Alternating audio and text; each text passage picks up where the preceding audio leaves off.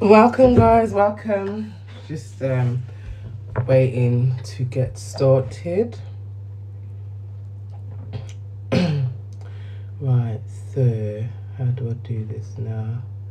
I need to put some boxes up. If anyone wants to come up, feel free to join the panel. I'm trying to remember how to do this.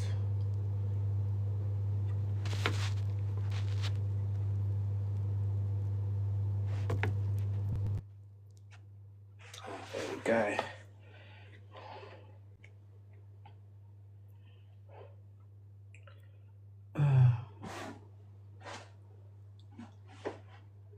Need to sort out my hair. I've got to dye it after.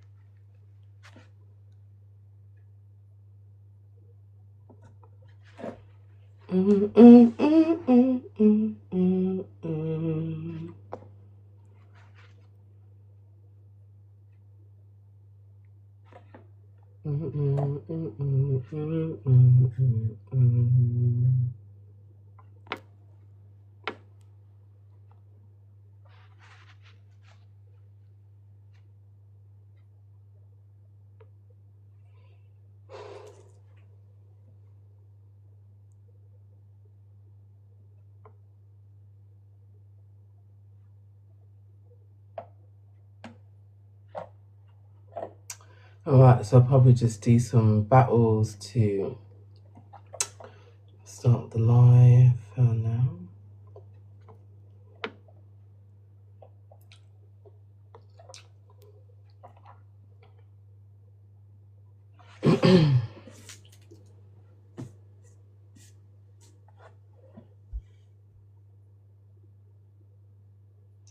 I hear that.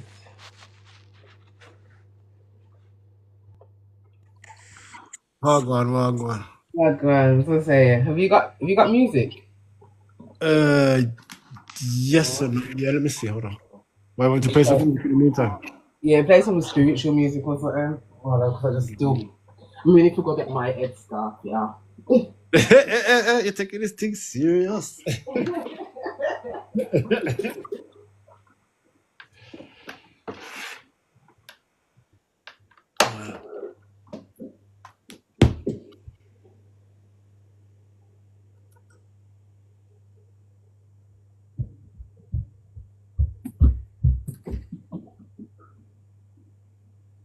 Hold on, one second.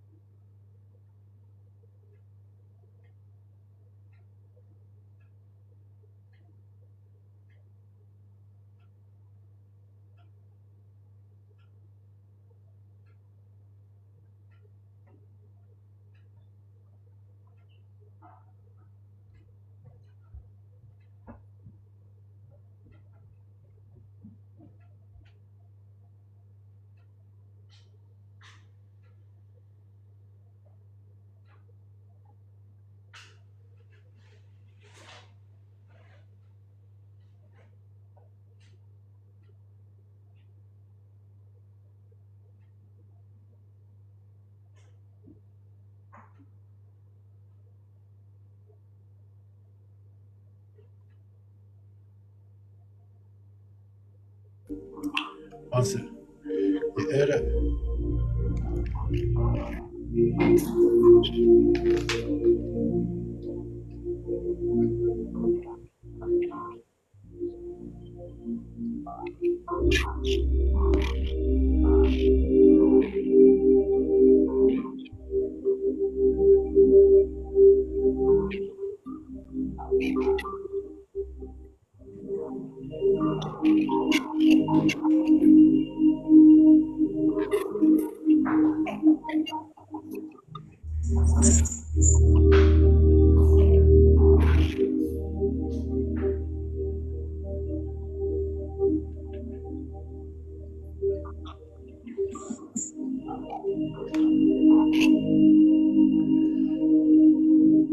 Blessings coming through. Big up.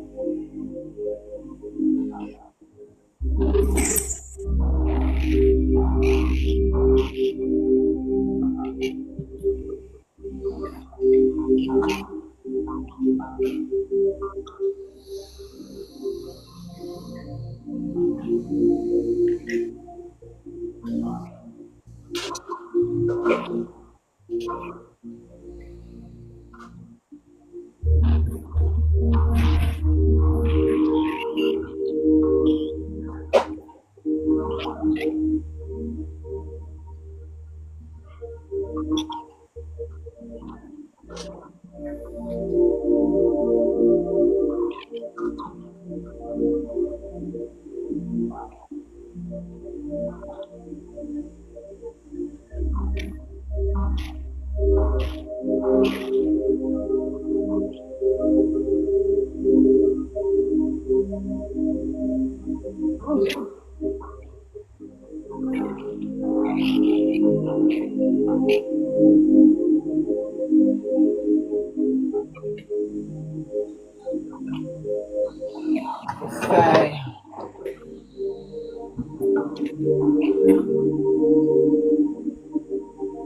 see, he's Katie.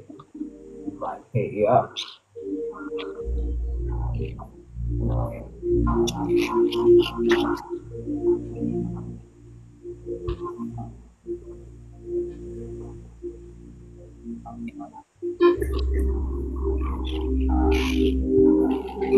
I've got to pull some cards here to see what energy we're going to bring into the live tonight.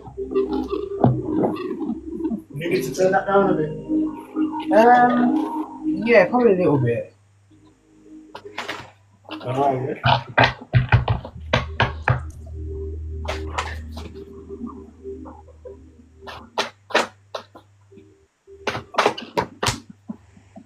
I'm just gonna get back into this. Ooh, looks like we're going into forbidden knowledge. Ooh.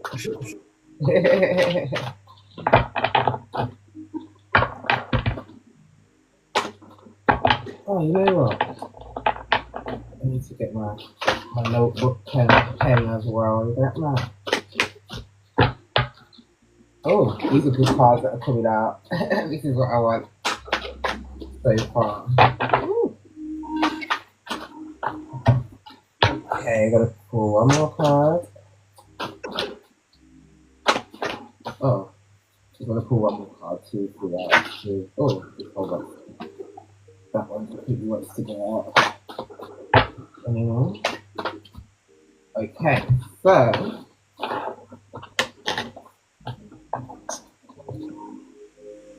the first card that came out was "Don't be scared, hiding the magic from yourself. Become unbound." So I suppose that's letting us know not to stay stuck in not having an open mind. The forbidden fruits of the forbidden knowledge, I suppose. My favourite card. Follow the road to kingdom. The cleansing card. Experiencing grace.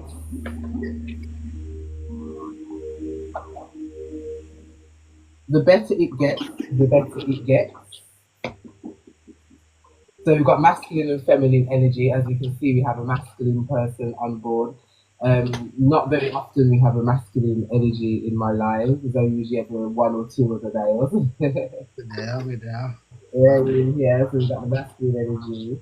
I recognize that I have chosen fear and I choose again and I choose love. And my faith has the power to turn trauma into healing, conflict into growth, and fear into love. Right, so those are the cards that have come out. So, Des, you got your Bible there?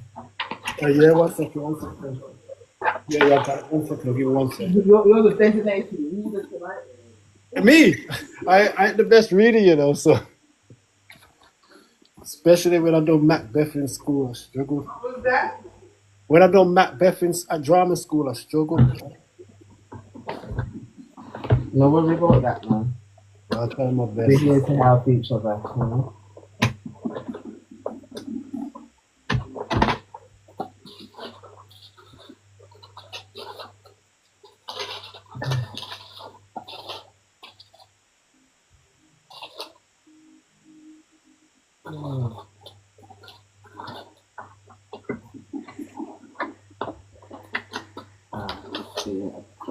Chronicles. There we go.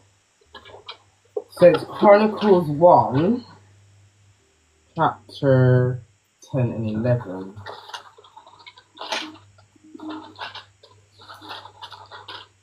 How are you, Katie?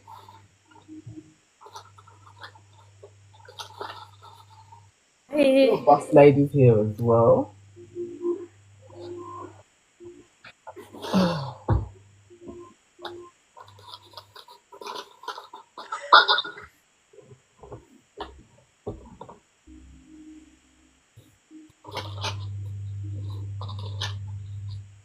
Right.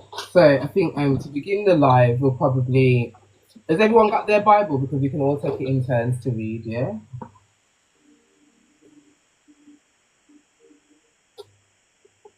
But I say, let me not say you have your Bible. So I'm just gonna pour myself a drink. Get my face.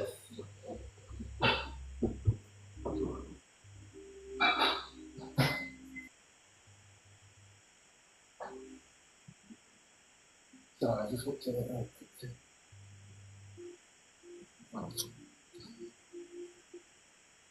What chapters was he looking?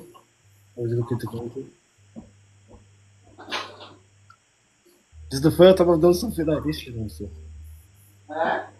the first time I've done something like this, you know. So Oh, well, you in for an experience, right? yeah, I usually just sit and listen to lectures more so than actually engaging. But I'll give it a go.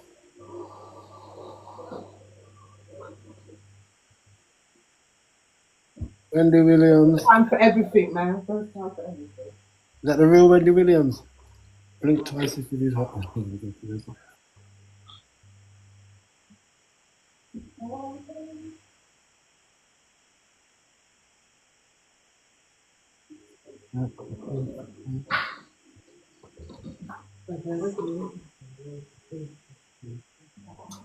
Right, I need a notebook and a pen.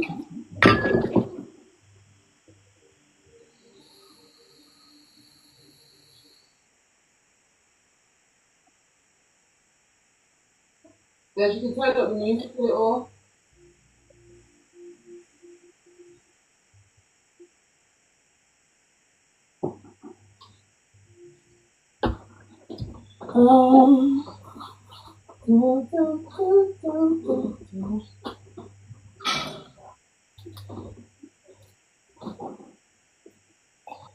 Boss lady there? What's the date today?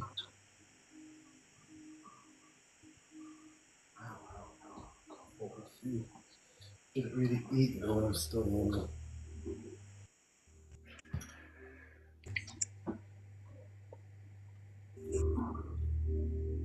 It's Wednesday the 26th. Okay, thank you.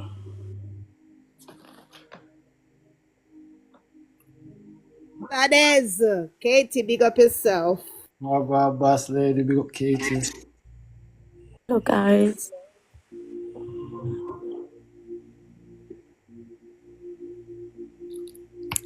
To know my background, that's not my mute. Uh,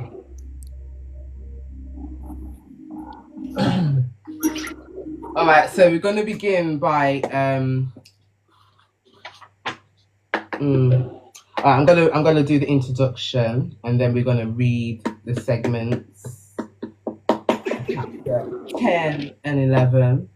So, welcome. Peace and power to everyone tapping in tonight. We're diving deep, but not into religion, into rhythm, into enlightenment, into what happens when power disconnects from purpose, and what it feels like to walk in divine timing. This is Chronicles of Alignment based on chapter 10 and 11 of 1 Chronicles, but through the lens of frequency, energy, and ancestral wisdom. Before we even begin, I want you to drop in the comments, what does alignment mean to you? Okay, guys, so put in the comments, what does alignment mean to you? And the more that we start engaging with the comments as well, is the more the live's gonna go somewhere, I suppose. Oh, so Des says balance.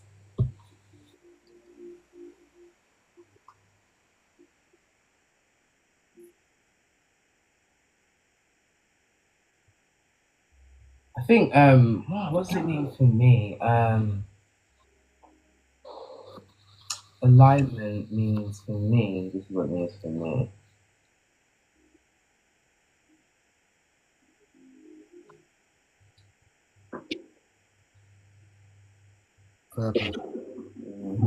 Katie says consistency.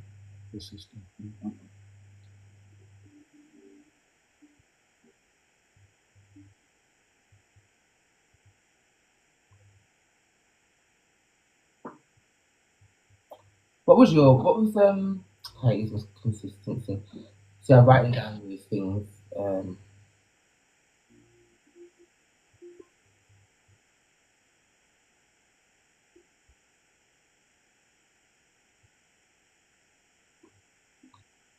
So if we could all like take a deep breath and focus on these words that I'm gonna say. Okay.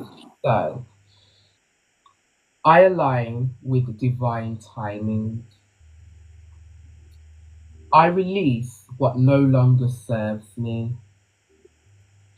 I call my spirit tribe into this space.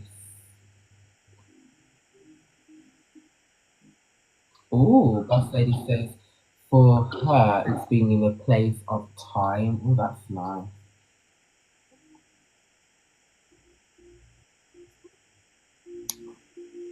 Welcome, is it Ferdusamuru? Welcome, welcome. So, Boss Lady says time. Boss Lady.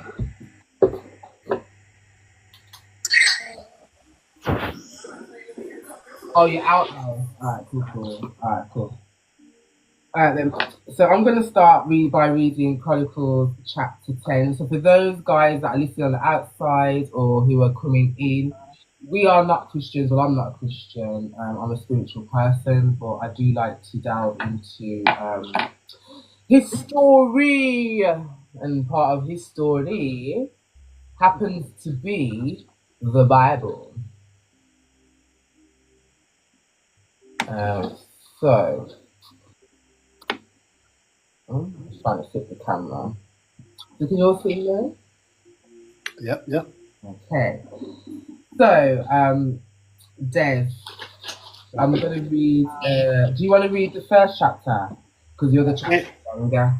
Was it the same one that we was looking at? I think it's Chronicles 1, chapter 10. Chapter 10, yeah. Saul's overthrow and death. The Philistines triumph over him. The men of... Oh, hold on, that's a different chapter. Is it the right one? Are you doing Chronicles 2? No, it says Chronicles 10-11. Oh, is it 2? Because remember, you got 1 Chronicles and you got, 2 Chronicles? So I focused on 1 Chronicles. Right, tell me how yours started. It said, now the Philistines fought. Yeah. Yeah, okay, I was just reading the heading above that. Oh, okay. Alright, then go on. Let's get into it. Now the Philistines fought against Israel, and the men of Israel fled from before the Philistines and fell down slain in Mount of Gilboa. Mm-hmm. Is that the first paragraph? Yeah, that's what I thought, yeah. Is it the same one, yeah? Yeah. So I don't know what battle they're referring to because I'm not... Now the Philistines fought against Israel, and the men of Israel fled from before the Philistines and fell down slain in the mount. I suppose as we read on, we'll find out what that is about. Oh, something just drew my eyes to Chronicles 9, chapter 20, Chronicles 9, verse 25. And their brethren which were in their villages were to come after 7 days from time to them. But then in the other one it says the relatives in the villages were to come. Oh, I don't know. I thought it was telling me something. Right, continue. Yeah, you're gonna take me a time to like. I don't really read the Bible fully, you know. So. Well, don't worry. We got time. You need to run through.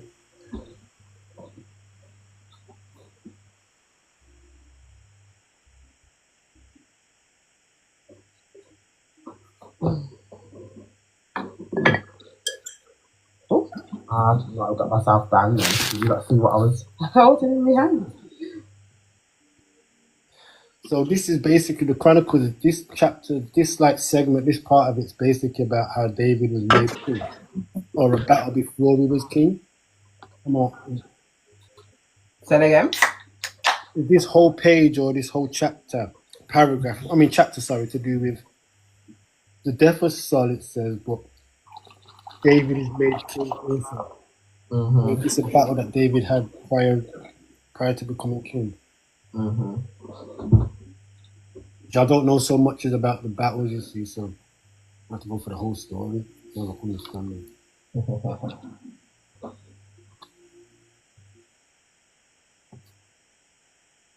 Okay, you want me to read on, or are you gonna read? And the Philistines followed hard after Saul and after his sons, and then and the Philistines slew Jonathan and I don't know how to say that word, Abinadab Yeah, that's what sounds right to me. and Malchishaya, Shayu, Shaya, the sons of Saul. So basically, the Philistines, Jonathan, and the sons of Saul. And the battle went Saul against Saul, and the archers hit him, and he was wounded of the archers. Is it saying the same thing of yours? Oh, is this the battle? Yeah, that's what I'm saying. It's reading the battle exactly what took place in Remember actual. the you remember the battle when Saul went to oh, this is interesting. So you remember when Saul went to see the witch? So he disobeyed God, and he went to see the witch, and the witch told him some home truths that the God that he's serving is not the real God. Um, and then God sent his soldiers to unalive Saul and his sons. Oh, because I love the chapter of Saul. Like the chapter of Saul is really, really good. What's Oh, his name? Is it Saul or Saul? Am I pronouncing it right? Saul, Saul. Saul. King's, is it King's Saul, Saul? like Paul in it, but Saul. Yeah. Beautiful. Welcome, Alfie. You can bring Alfie. Did I make you a moderator? No, no, no. You have to be serious if you come up though, Luke. Go. Okay. Hi, babies. Hi, how you doing? How are we? Right. So, Sword to his armor bearer, draw thy sword and trust me through therewith. I don't know how to pronounce that. These uncircumcised come and abuse me. But his armor bearer would not, for he was so afraid. I'm clear that's what he said. So Saul took his sword and fell upon it. oh, so basically Saul unalived himself. Yeah. Interesting. Keep me reading the Bible, I believe. And when his armor bearer saw that Saul was dead, fell likewise unto the sword and died. So Saul died, and his 3 sons and all his house died together. So basically, he died with 3 of his sons during that period. So I suppose his house would mean his family, yeah? Yeah, Okay. assuming that his 3 sons, so his heirs to his. Well, he wasn't a king. Was he a king? Uh, Was Saul a king? Was Saul actually a king or what? yeah, I think Saul was a king, or Was it heir to his throne also? yeah. The king. Okay, he was a king. Okay. When all the men of Israel that were in the valley saw that they fled, and Saul and his sons were dead, then they forsook their cities and fled also. I'm going to add words to it to make it sense to you. The Philistines came and dwelt in them. What verse you on? 7, I just read 7. Okay.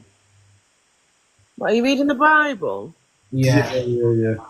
I've never read the Bible. How bad is that? I have a little bit. Like, never read it. Well, there's always a first time. There is, there is. Yeah, hold on. And it came to pass on the morrow when the Philistines came to strip the slain, that they found Saul and his sons fallen in Mount Gilboa. This is 9, I'm on 9 now. Hmm. And when they had stripped him, they took his head and his armor and sent it into the land of the Philistines round about to carry tidings unto their idols and to the people.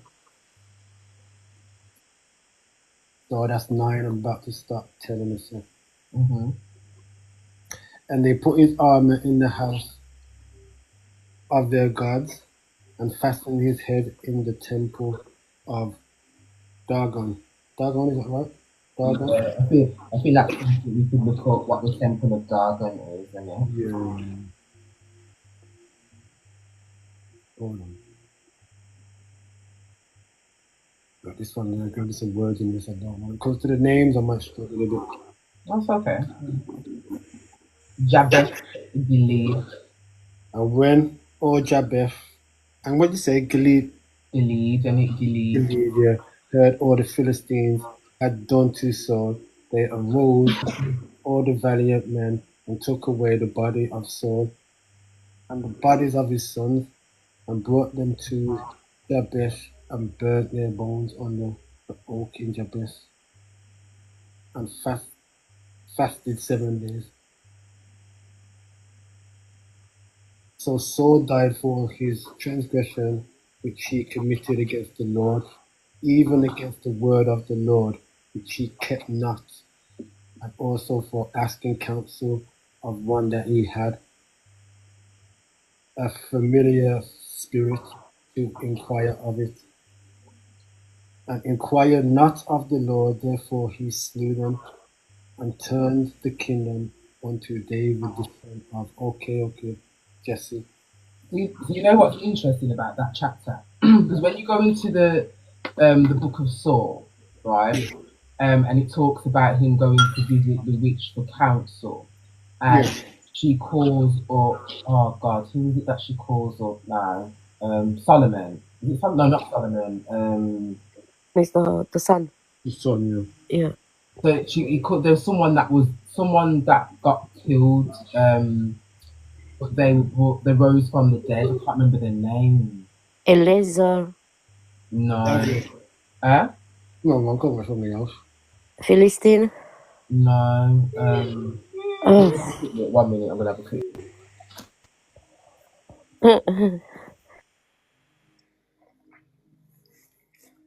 I haven't really got a clue about much that happened during these dynasties.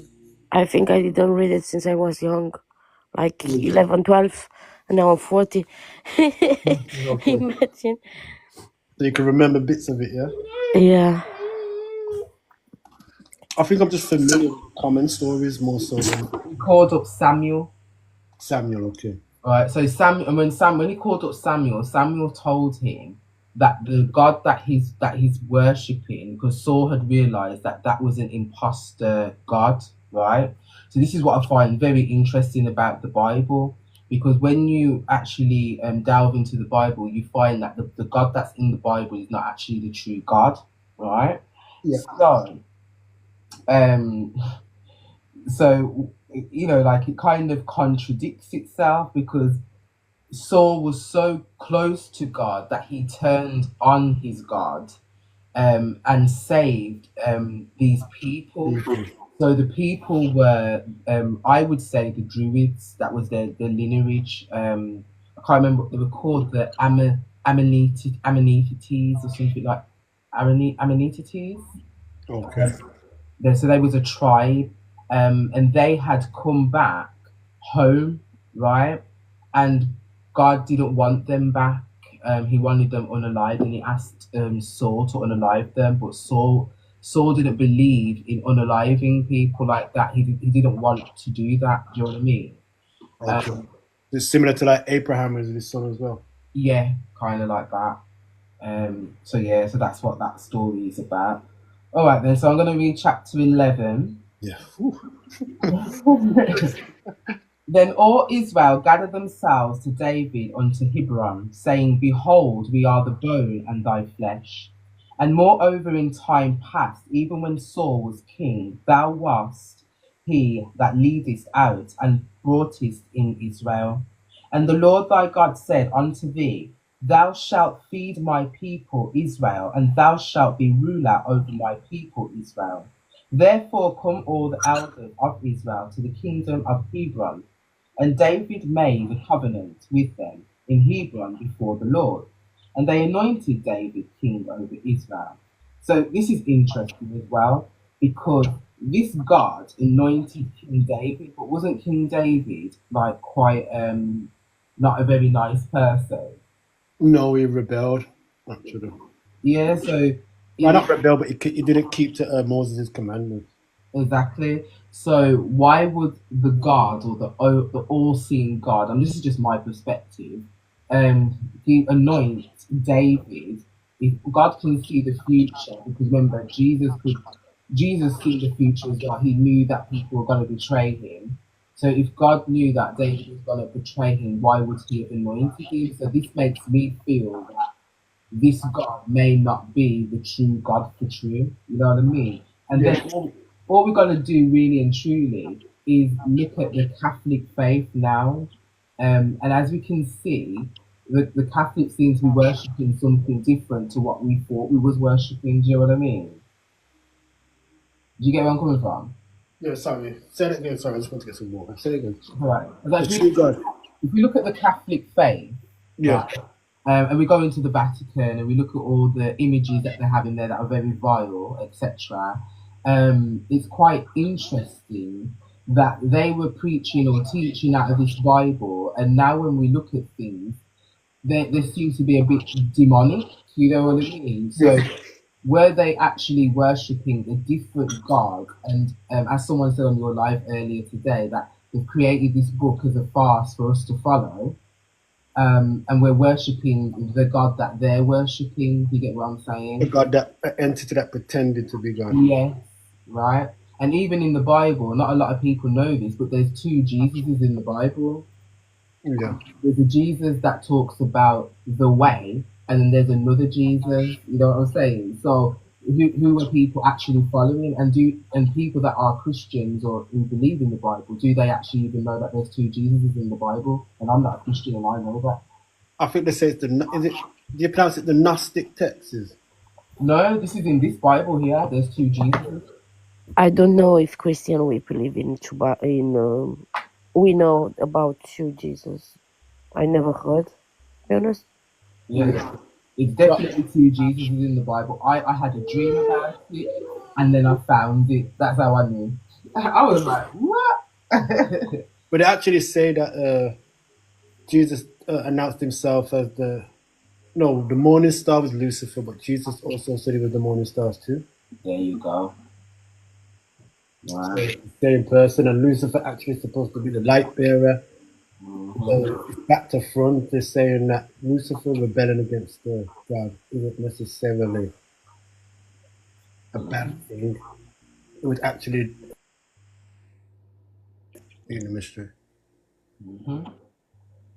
Okay, so according to the word of the Lord by Samuel and David and all Israel went to Jerusalem, which is Gibbus, where the Jebusites were the inhabitants of the land.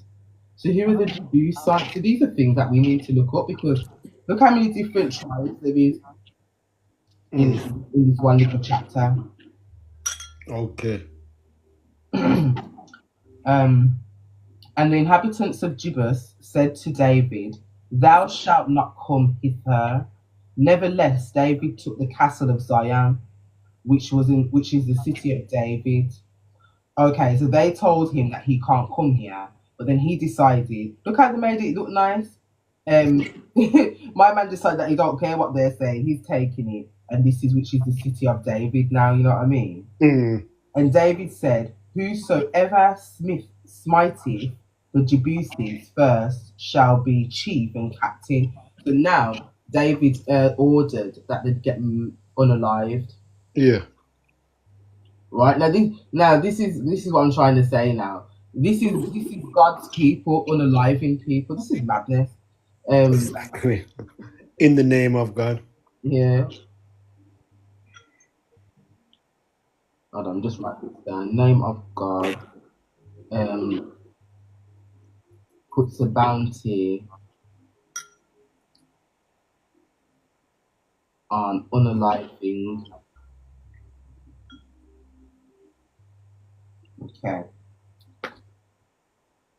So Joab, the son of Zeruiah, went first up and was chief, and David dwelt in the castle. Therefore, they called it the city of David. So that was a hostile takeover. Yeah.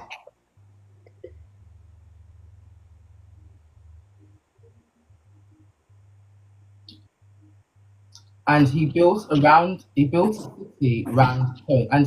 city round about, even from Milo round about, and Joab repaired the rest of the city. So David waxed greater and greater, for the Lord of hosts was with him. So you know what? You know when they mentioned the Lord of hosts, right? Does that mean that this Lord was channeling? I'll get what you mean. Yeah, I get what you mean. I haven't got a clue the terminology, the full terminology of this Bible stuff. I'll be honest with you. I'm just thinking. I know what you mean when you're saying the host, though. Like, was he putting the host for like an entity or something? Yeah, I just be gonna just use common sense, to be honest. Yeah, No, exactly. That's the thing with English as well, isn't it? yeah. Because why would you call yourself the Lord of Hosts?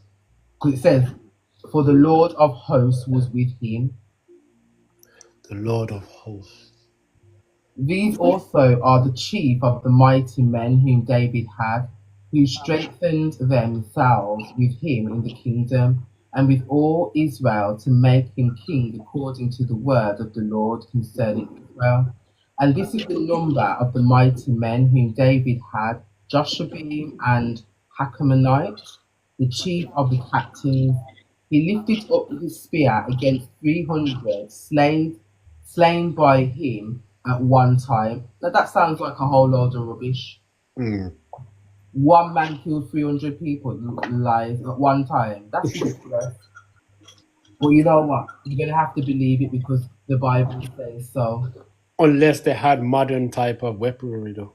Oh, interesting, and that could be a possibility. Yeah. Very much. Look what they just found under the. You know what I mean? Yeah, you're right there. That's a possibility. They could have had a laser. You know what? In our language is different, and when they translate in English, so it should be something else. So the message is nearly the one we know. If you get it. Yeah. Yeah, there's so many different translations of the Bible. Yeah. Interpretation after all, not translations. Well, you know what? I like reading the British version. You know why I like reading the British version? Because they like talking about themselves, and that's one thing about England. They're talking about keeping themselves out of history. Are they trying to write themselves into it? Yeah, they're right there. Or them, yeah. Thanks, Boss Lady. Thanks, boss. And after him was Eliza, the son of Dodo, and Ahoyite, who was one of the three mighties. He was with David at Pas Damim, and there the Philistines were gathered together to battle, where was a parcel of ground full of barley, and the people fled from before the Philistines, and they set themselves in the midst of that parcel, and delivered it, and slew the Philistines. And the Lord saved them by the great deliverance. Now 3 of the 30 captains went down to the rock to David into the cave of Adullam, and the host of the Philistines encamped in the valley of Rephaim. So okay, all right. So let's say the host of the Philistines would probably be the person that was the leader or was appointed at the time. Then Yeah. I tell you why I keep saying Philistines, because there's a woman that was writing lyrics for Mr. Vegas, and she started calling him a Philistine, and but that's why the word stuck in my head. Even when I read it, I'm like, I don't say that, but why do you keep saying that? Well, you carry on, sorry. And David was then in the hold, and the Philistines garrison was then at Bethlehem. And David longed and said, "Oh, that one would give me drink out of the water of the well of Bethlehem, that is at the gate." And the three brake through the host of the Philistines and drew water out of the well of Bethlehem, that was the gate, and took it and brought it to David. But David would not drink of it, but poured it out to the Lord, and said, My God forbid me that I should do this thing. Shall I drink the blood of these men and have put their lives in jeopardy? Okay, what the? For with the jeopardy of their lives they brought it, therefore he would not drink it. These things did these three mighty. Yeah. That was tradition back then. They used to drink the blood of their enemies. Well, he didn't want to do that, did he? Yeah. And why would you want to drink the blood of people that are in fear? That's madness. Adrenochrome. And What? uh, Can I just ask a question so I can go? Who are the Philistines? I have no clue, you know. I think they're from the Philistine place. I don't know. I don't have a clue. There's probably a tribe of people that live in wherever Philistine is. Okay. Are they a cursed tribe or something? Because the way the woman used to say it about Mr. Vegas, she used to say it like it was cursed. Probably. Because they were unalive. They did the whole of them were unalive, I believe. Okay. I think that was Saul. Was that not Saul's tribe? Okay. Not too sure. Okay. And he, the brother of Joab, he was chief of the three, for lifting up his spear against 300 who slew them, and in the name among the three. Of the three, he was more honourable than the two, for he was their captain. Howbeit he attained not to the first three. Benaiah, the son of Jehoiada, the son of a valiant man of Kabzeel, who had done many acts, who slew 2 lion-like men of Moab. Also he went down and slew a lion in the pit of the snowy day. In a snowy day. Hold on a minute. So what you're telling me now is it snowed over there? So in Israel it snowed. Okay, yeah, I get you. And he slew an Egyptian, a man of great stature, 5 cubits high, and in the Egyptian's hand was a spear like a weaver's beam. And he went down to him with a staff, and plucked the spear out of the Egyptian's hand, and slew him with his own spear. These things did Benaiah the son of Jehoiada, and had the name among the three mighties. Behold, he was honourable among the 30, but attained not to the first three. And David set him over his guard. Also the valiant men of the armies were Ashal, the brother of Joab, Eliniel, the son of Dodo of Bethlehem, Samath and Haratath, Helez and Penilit, Ira, the son of Ikesh and Tekoit, Abiezer and Aton. Where did I get these names from? And Anatot. Toltethite. Anatot. So it's true. Anna and Tot. I don't know together. Anatol. Something like that, yeah. Okay, so we have Sebekai, Ha. the You lose me here. the Cushites, Crazy. Elio, the Ahotite, Mahuria, the Mahuria, the Neto. Patit. You think that's a Nephilim one? Ha. You lose me here. Like I said, in English it seems different. Very different. Healed the son of Bana and Nathanite. Ittai, the son of Ribai and Giba, that pertained to the children of Benjamin. Benaiah, the Pirathonite, Haru,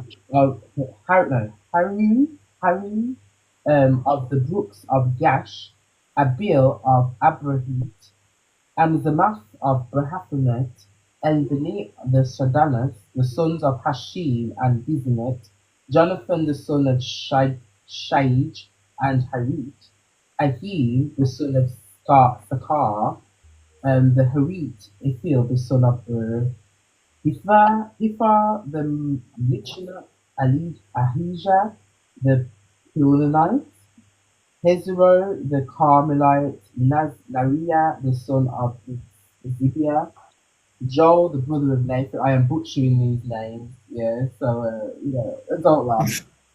Liva, the son of Hagari, Zilik, the Ammonite, oh, here we go, the Ammonite, Nari of Beroti, and armor bearer of Joe, the son of Zariah. Ira, the Irit Garib of Irit, Uriah, the Hittite Zabid of the son of Ali, Adina, the son of Caesar, the Reubenite, captain of the Reubenites, and 30 with him, Hanan, the son of Makkah, and Joshaphat, the Mittainite, Uzziah, the Ashinta Shama of Jehel, and the son of Hotan, and Ariot, Jedel, the son of Shimir, and Johar, his brother of Tizite, Hillel, the Mahviti of yeah, just different names, right? I was gonna say that. I can't be bothered. I'm just going on and on. Okay, so let's talk about Saul, not as a man, but as an energy. Saul represents what happens when ego takes the wheel and you stop listening to the higher voice. So, if we look at it from the perspective that the Bible is trying to tell us, what we're saying is that Saul disobeyed God, yeah? Yeah. So, what's your perspective on that? So his ego, so we'd say that his ego, like he felt that he was greater than God, it took over him and he decided to stop listening to the higher power. So then his punishment that he was dethroned by David. Mm-hmm. So it's almost, for me, it's like, for me, what I'm hearing is one sin's greater than another. It's the lesser two evils, because if David has to use certain, you know what I'm trying to say, tactics to overthrow somebody that's still not deemed as godly, how does it justify? Exactly. You know what I'm trying to say? What's your perspective, Katie? But I wanted to be something greater that he couldn't handle. He risked his lives of the birds behind, and he punished people behind their back. Mm-hmm. See, my perspective, yeah, is that Saul was a great man because he went and seeked counsel from someone that was actually connected to God because they could speak to the dead. Do you know what I mean? Yeah. That's how I see it anyway. Like, it's a power. Like spiritual people, they have this gift where they can communicate with others, that are not in this realm. Yeah. And I think that the Bible, or even in this chapter, they're trying to drum into your head that you must not connect to anybody else, but only to the voice of God. Now, how do you know that who you are connecting to is the voice It's of actually God? God. Yeah. Yeah. And all these Christians, they believe that they're connecting to God. I've been at church, right? And I've heard people speak in tongues. And what's interesting is I've heard people that are not spiritual talk in tongues as well. And it sounds exactly the same. But the difference is they know who's talking to them. So they will say it's the Anunnakis, they're connected to the Anunnakis. Now, when you go to church, they will be in the church. I don't know if you've ever seen it, but you'll have two different people talking in tongues, arguing with each other. Yeah. That don't make no sense to me because if God was coming to you and it's coming to both of you at the same time with a message, right? Why would you both be arguing with each other in church? It don't make sense to me. Yeah, exactly. Well, that sounds like conflicting spirits. So I used to always say this sometimes. How do you know it's not a demon presenting themselves as a holy figure or an angel or an entity? Let me give you a story. Yeah. One time I went to this church. So the church was based at the Martin Lawrence Centre in London. Mm. I was invited by a churchgoer because they knew my power and my gift, and they were like, wow, like they couldn't believe it. They wanted me to meet their pastor. So the first week I went to the church, I sat at the back of the church. Imagine, I'm at the back of the church. You can't see me from the front. You get what I mean? Now, this pastor is at the front of the church on the pulpit, but her eyes are connected with my eyes all through the service. I couldn't understand why, right? Yeah. So I did mention it to my friend who invited me. I said, it's a bit strange. I said, you know what? I'm going to go back the next week. You know what I mean? So anyway, I went back and I said, this time I'm going to sit more to the front. And what was interesting, I went for a job interview. This is how I got connected with this part of my journey. I went to a job interview to be a carer. And when I went to the job interview, there was another woman who was a Christian who was there. And there was the manager, the owner of the business who was a Christian who was there. So we're all sitting in the room, I'm taking the exam, we finished the exam and started talking. Now, the Christian woman, she's also a reader. So she started connecting to my energy and she started to realize that I'm very gifted. So she's telling me things that I didn't even know about myself, like in my gift, in my gifts. Yeah. Certain things that she was saying that I already had unlocked.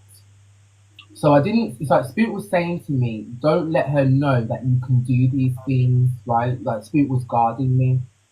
So anyway, gone home, I didn't get the job, but the manager just wanted me, she paid me just to come and sit in the office with her all day. I was getting paid to do nothing, go out and eat meals and stuff like that, you know what I mean? Okay. It was quite good. So anyway, I've gone back to the office, and when I walked into the office, it was raining. I'm talking about it was pouring outside of rain. It was dark and gloomy.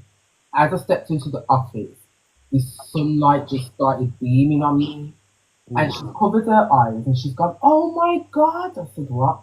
She goes, "My dream that I had about you last night." I said, "What dream did you have?" She goes, "You came to me and you was glowing of light, and you said to me, 'Don't reveal me to that woman.'"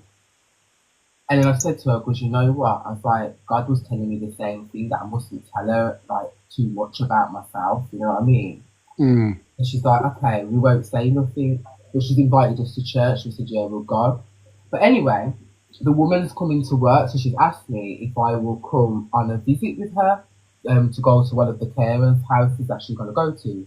Yeah. I said, yeah, no problem. So we're at the bus stop and she's sitting down and she had a problem where she couldn't get pregnant, right? And she said to me, she goes, please, Father, please, can you just touch my belly? And I was like, well, Spirit was saying to me, no, don't touch her. I said, well, what do you want to touch your belly for? She goes, I believe if you touch my belly, I'll be able to have a child. And I literally turned around to her and I said, no. And she goes, really? You won't? I said, no. I was like, I don't believe you.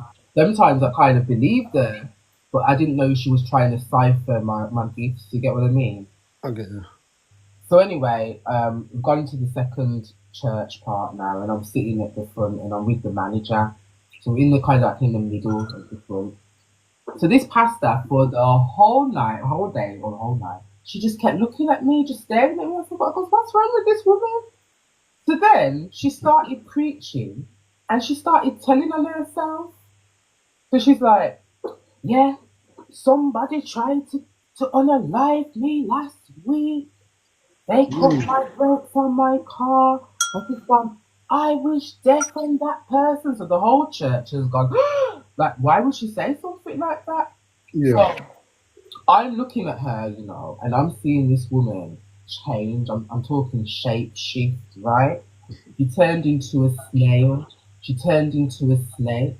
So I held my friend's hand next to me, the manager's hand. I said, "Can you see what I'm seeing?" And it's like my gift passed on to her, and she could see what I was seeing. She Mm. got frightened, right? Then the woman got on the. She started talking again, and she's like, "My grandmother was a witch, but I'm not a witch.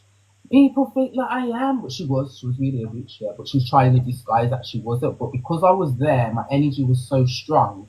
She was just revealing herself, and I Yeah. didn't know what was going on.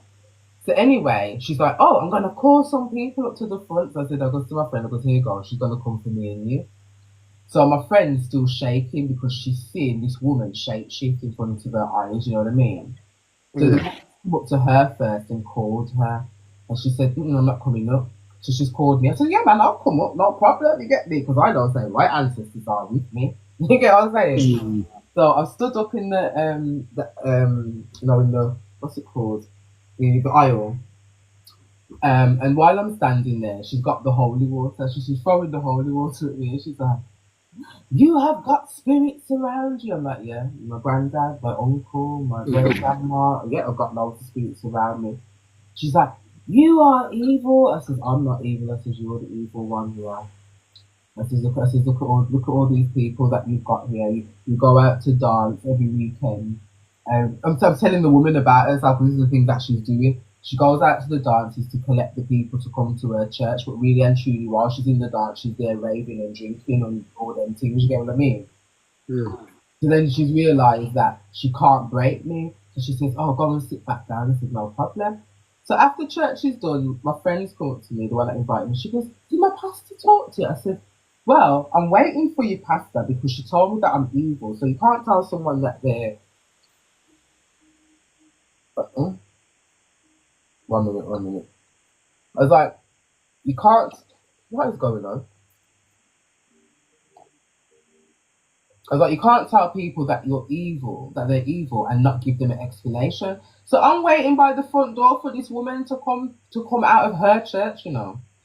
You know that the woman went out the back door, right? She never locked up her church door. She went out the back door, jumped in her car. So I went in the car park.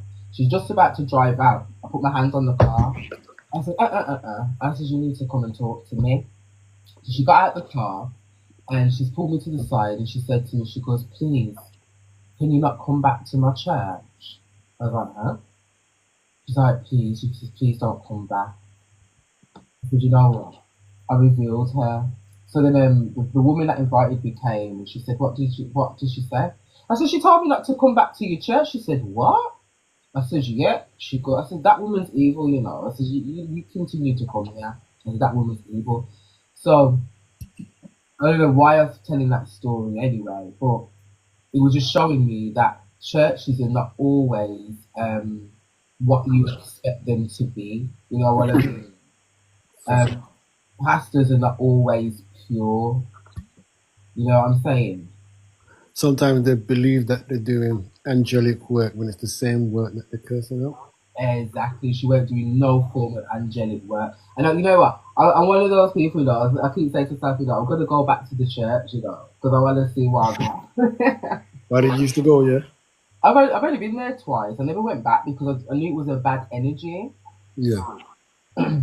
But I might just go back to see what I got now, one of the days. But anyway, let's continue. So,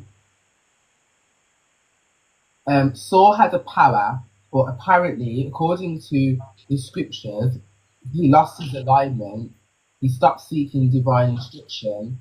He panicked, reacted, and consulted with an energy that wasn't pure. And this really upsets me because they always talk about this witch. They always say that she wasn't pure, but all she done was give the message that Samuel wanted to give to Saul. And Samuel, the same message that Samuel had given to her, was the same message that that Samuel had been given to Saul when he was alive, and he kept on saying that you weren't listening to me. I was telling you that the God that you worshiping is not the true God. So it's Mm. like, for me, it's quite interesting how the Bible is trying to disguise it, if you get what I mean. Yeah. It's trying to wipe the fact out that Samuel was a God fearing man that had gifts, that was healing people, and Yeah. he was unalived, But are they put it in the realm like of a witch hunt? So they're like it's kind of like Obeah man today. Are they trying to make it look like that? Hmm. Because it's not religious, they say it's not deep Yeah. good. Is it not religious, or is it not of King David's faith? Yes. You know what I mean? Because I think that's strange as well, because later on in the Bible, Christians all turn against King David, but in this part of the Bible, they're all with him. You Well, get what I'm saying? exactly. Make no sense. So and truth should just be truth right across the board. Like how can truth evolve? Does truth evolve, or does it just stay consistent right the way through? Well, they may say that David fell from grace, but I But don't. it's not David we worship, and it's the truth. He's just a messenger. Okay, Every man falls from grace because we do. exactly. So worshiping, are we worshiping God, or are we worshiping the kingdom on earth? Because if we worshiping the kingdom on earth, then that makes sense. David's kingdom, he fell from grace. We cannot follow that leader no more. But if we're talking about the true one and only God, it doesn't matter who's on the throne.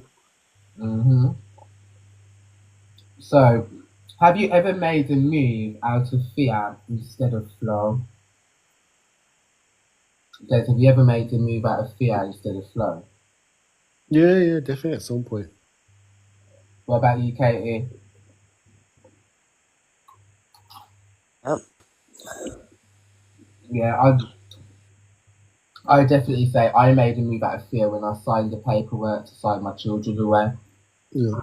It wasn't because of flow, because flow was telling me not to do that, but fear was telling me that I had no choice. Even the second chance brings me here, so I did the second chance. I give the second chance in fear. Mm-hmm. So it's like from the fear that I was punished from that fear, and still to listen. How they say your gut, yeah, not God, but your gut, your instinct.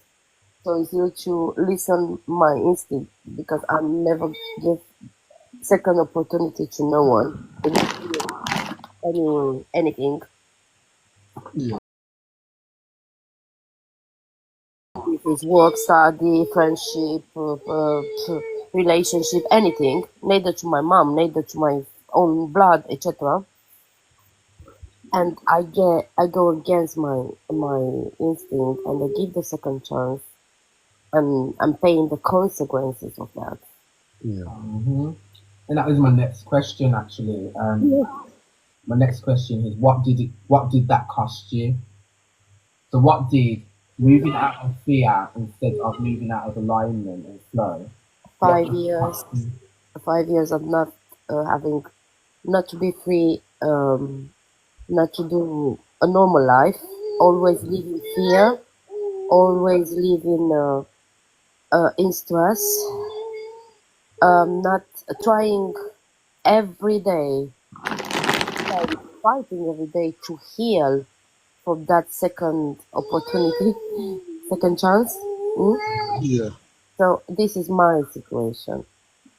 And now, after all this time, even if I'm strong, even if I fight, even if I don't give up, even whatever, I see the results on others, like my stepson, my son, my family, my partner, his son. Yeah. What about you, Des?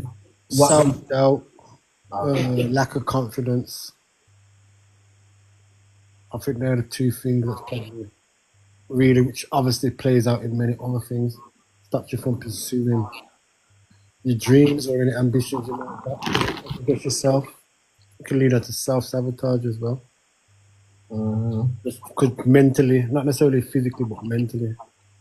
So I know that I self-sabotage through fear a lot. But at the same time, I'm somebody that has to do with balance. Fear can also be a gauge. You know what I mean, of what not to do also. But they do say fear, FEAR, false expectations appear real. Mhm. So it's all in your head. Yeah, but for me, it cost me. Now I have anxiety. Yeah. Yeah, and I have fear of my front door knocking, cars pulling up outside my house. It's just a fear that has now been installed into me because of a choice made by fear when I should have really just stood my ground. Yeah. Um, so I want you to repeat after me. I choose guidance over guesswork. I walk with spirit, not with panic. Choose guidance over guesswork. The spirit of not panic. I choose guidance over guesswork. I walk with spirit and not with panic. That is me. I developed anxiety as well. Yeah. I feel that came of not having control, the fear of worrying about things you can't control also. Mm, yeah. Yeah. Panic attack. Yeah. I used to get them really bad as what's going on. Oh. It's just My, the fear of my, not anxi- my anxiety is social, so I don't like to travel and etc. And I'm exposed to travel, and I get panic attack. okay. Yeah, you know, Anxiety, there are 7 forms of anxiety. To be fair though, once I realized that it was anxiety, I just stopped worrying as this and I had one in years, about 6 years now. I had Because an anxiety attack this morning. Did you? Yeah, I was on the phone to someone and they like to do like play manipulation games and narcissistic like Okay. conversations, and I just had to say to them like because of the anxiety, Yeah. uh, and they kind of switched up really quick because it was literally yeah they were playing mind games with me and I hadn't got the time for it. Okay, so Source 4 shows us that titles mean nothing without integrity. Let's pause and reflect. Where in your life have you been called to lead, but fear made you shrink? Oh, many times. Mhm. Tell a short personal story about a time you ignored intuition and it taught you something.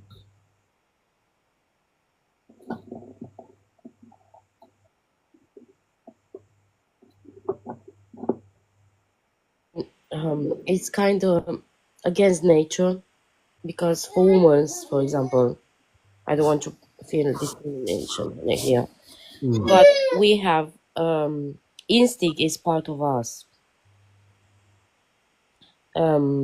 You have the fear and the instinct always. Yeah. When you're a mom, when you're not a mom, when you're young and you need to, maybe you have your first love, your first job, your first everything, you got me? And comes the fear. But you have even that instinct, a woman seemed a little bit longer than should be exactly. It's like a woman see even the problem, even the solving of the problem. Yeah. And comes the instinct there, and we never, even the stupid one, we never go with instinct. We go with fear and instinct. And Yeah. obviously we mess up because okay, let's be a good girl and don't be a bitchy. Let's give a chance, okay? So Yeah. it's kind of tricky to explain here the reality. Okay, Zen. You want to say something, Kazan? Oh, Hey Kason, how you doing? he's nagging. Yeah, like always. Yeah, so I can tell a little personal story where intuition, it was kind of strange because intuition wanted to prove a point to me. that candle that I had made for someone had come to fruition, right? But if I didn't make that move, I would never have known. But even for me to know, it still caused me conflict, and I knew that the conflict would come from me going back around that person. Do you know what I mean? Yeah. But I still wanted confirmation that the magic that I had done was successful, because I knew that type of the person that they were, they wouldn't be the type of person to tell me that they had succeeded. But the worst thing was they needed me to do something for them so that they could go through to actually fulfill the destiny that was set for them. Do you know what I mean? Yeah. But it still cost me more anxiety, and then it cost me actually finding out the truth that I knew already, that Yeah. it wasn't meant to be trusted. I understand. Yeah. Do you look for confirmation from outside confirmation to internal? Yeah. Drop a light in the comments, right? Like a picture of a light bulb or something like fire or what have you, in the comments if you've ever learned the hard way not to ignore your inner voice. Mm, Well, I definitely could comment there.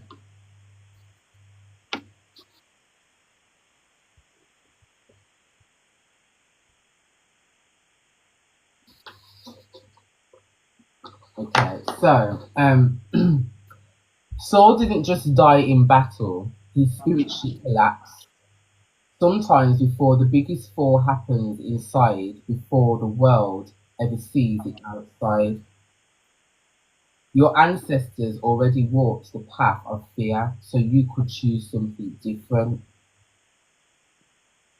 I rise where they fell. I choose what they could not.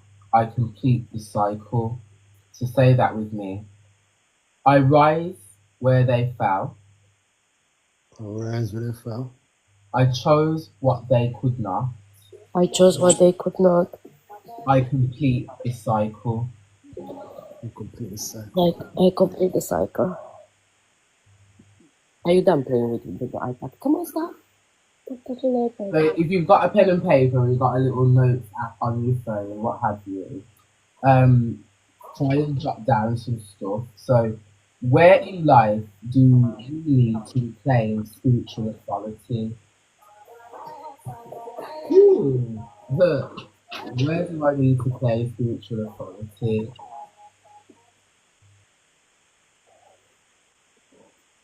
So, the first thing that came to me was my love life.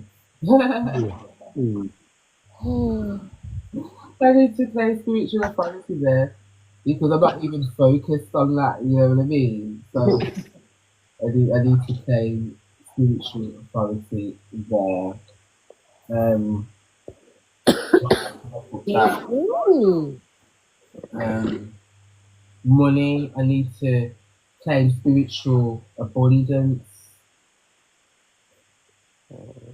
I feel like with finances, maybe Yeah. with my finances, actually just try to manifest instead of forcing certain issues. Have a bit more faith. hmm What beliefs am I still consulting that no longer align with me? Ooh. What beliefs are you still consulting that no longer align with you? I don't think I have any. I don't think I I'm think trying I to think of, have. Mm. Oh, actually, you know what? But maybe one. No, because I don't even believe that the government have any power over. you know Mm. what? I would say that oh, this is a tough one though, 'cause I don't know if I still think the concept of sin. I'm not sure where I stand with that yet. Yeah. It's quite a tricky one, isn't it? Yeah, it's a tricky one. I don't want to actually go all out and say what it doesn't, you know what I mean? But at the Mm. same time, the In way my case, maybe with some people that are in my life forever, and I go ahead and they are in the same place. Mm. At least my set. Speaking about my set, Mm. and I don't align anymore. Like saying, but I cared about that people. Yeah. So you're trapped there. I'm trapped there. If that makes sense. I think for me, um, one of the biggest things that I used to, I'd say, have a problem with was forgiveness. Oh my. I found it very hard to forgive. Now, I forgive so easily. It doesn't even bother me anymore. Do you know what I mean? Someone does something to me, so I know that we haven't got beef, yeah, because I haven't Mm. got the time and the energy. Yeah. May cause me anxiety, but when what I've realised is I use anxiety as a an intuition. So if someone causes me anxiety, that means I need to be away from you. Do you know what I mean? Yeah. Yeah. It doesn't Yeah, mean you deny that energy. yeah, it doesn't mean that I need to take on the anxiety and stress out my life. I just need to cut you out of my life somehow. You know what I mean? Yeah. Or I need to find another way of interacting with you. If it's not so easy to cut you out. Probably communication will be less and less and less until you disappear. That mean you are healed from your own energy, and you are in a maturity where you choose. You can choose. You have the power to choose. You have the strongness to choose. Well, that's the thing, isn't it? Because we are the creators of our own destiny, so we have the power to put somebody's energy off, or we can just live in that energy, and we can blame the person forever and ever. Amen. Mm. And while we're blaming that person, we actually don't move forward. They move forward. Do you know what I mean? They're living. Mm. Imagine they're living their life every day, making you feel like you're crazy, because they give you anxiety and they know what they're doing. It's called a narcissism. You know what I'm saying? Yeah. Yeah, let me say, like I feel, I was feeling, because now I'm not anymore. I choose not to be there. Mhm. After I did the psychiatric, I was so down, so scared even, because I say stuff that I keep inside from ages, because when I start talking, I was punished.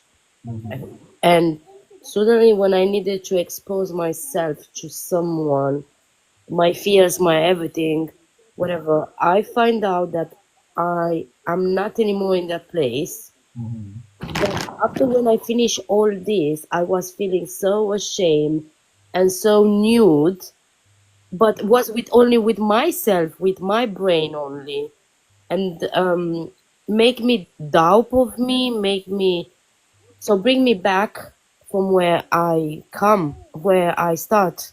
Mm. So it doesn't make it makes sense, and you get it. So that experience was a horrible experience for me. Was more, I'm going to show you who I am. I'm going to demonstrate to you what you say. It's not just this lie, and you point me and you focus on me instead to focus on what is necessary. But that power to, oh, I will do it, I will demonstrate, brings me back after to be scared and to doubt me, because even talking about what I am, who I am, what is happening, what I did, what I passed, what etc. Mm. It was something that I exposed myself for to someone stranger, to analyze me, to give the good impression, the good answer to this narcissist. But I was doubting of me, because that was, I think, was my all my, because I was keeping there, hiding that that hiding was giving me power. But after when I exposed it, I feel so little, so nude. But it was only with me and my brain, not with others. So it doesn't make it might make sense, so you can understand it. But that impacted me for like 1 2 months. The situation, I was doubting on me. I was the person that I never say no, and in my lifestyle, my life, how I am, even to my children, I never allow them to say I can't. It's not allowing like allow. You can. There are things that you can do. You are for the first for from the start. You can have children from the beginning, and there are stuff that you need to do it repeated second or third time. You get me, and still the achievement is the same. Yeah. So, but I know when I start something, I achieve it straight away. But after that psychiatric exams and etc., I doubt. I was like, I cannot do that. Where I cannot do that, or I cannot handle, or is not going to happen, is not in my character, my lifestyle, my everything. So that's the stuff that. So what I want you to do now, right? I want you to focus on something like spirit, focus on the energy of the Most High, and I want you to focus on being able to connect with the higher power. And I want you to affirm with me, I listen, I align, and I allow. Okay, so we're going to say that together. I listen, I listen, I align, I align, I align. I allow. I I allow. I allow. So we are allowing the Most High to give us the intuition that we need to move forward in our life and to get rid of the anxieties or the traumas or those people that are not good for us. We have now released them. Okay. Allowing to be punched by my baby. Okay. So when Saul's time ended, the vibration shifted. That's when David enters, right? David didn't force his position, he was forced into it. So, have you ever had something, even though I don't agree with that, but obviously that's how the Bible basically puts it. But what we read today was David actually forced himself into the position by unaliving all those people. You know what I'm saying? But obviously, the Bible likes to make us believe that That is David got into that position because God put him into that something position. divine over Yeah, there. divine into that position. So, looking at the Bible's perspective, um, have you ever had something come to you once you stopped chasing?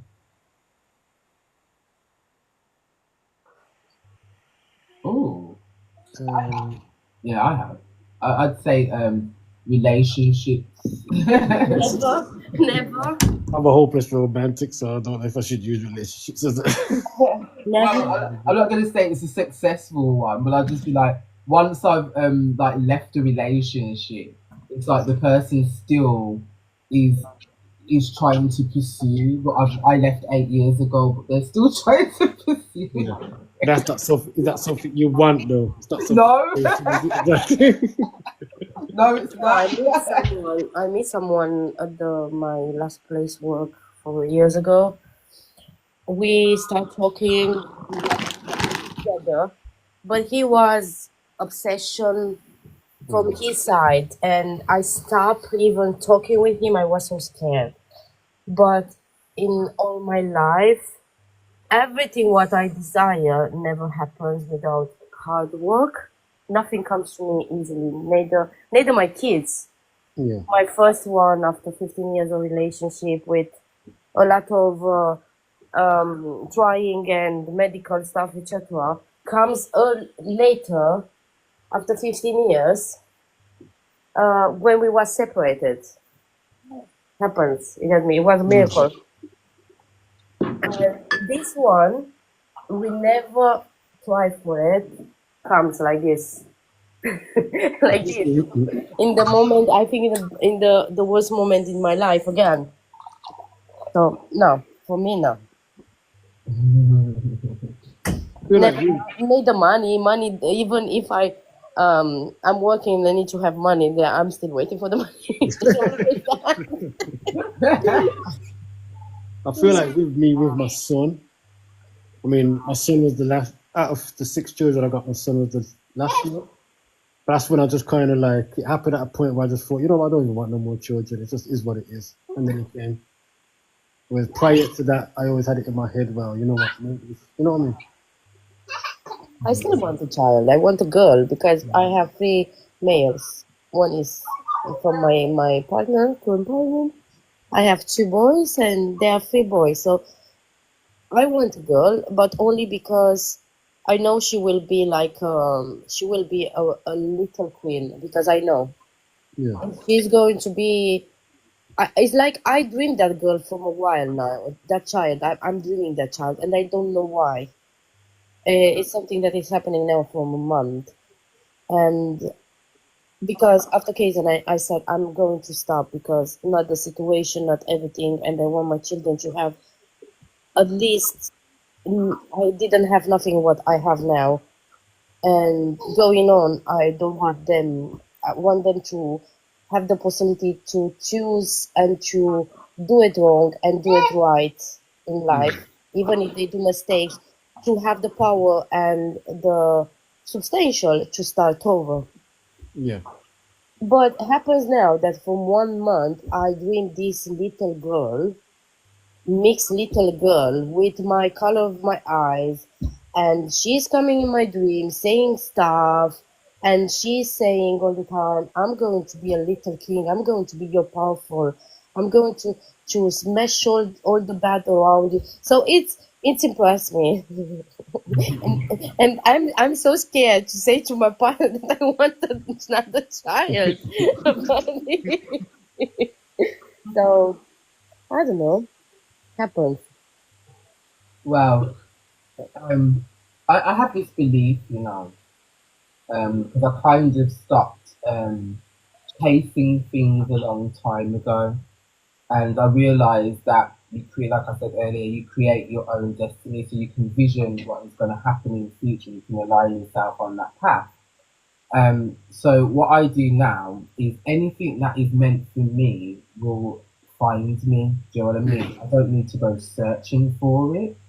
But what I want to do is push away the things that I'm not searching for, that I don't want to come to me, that try to get into my energy. You know what I mean?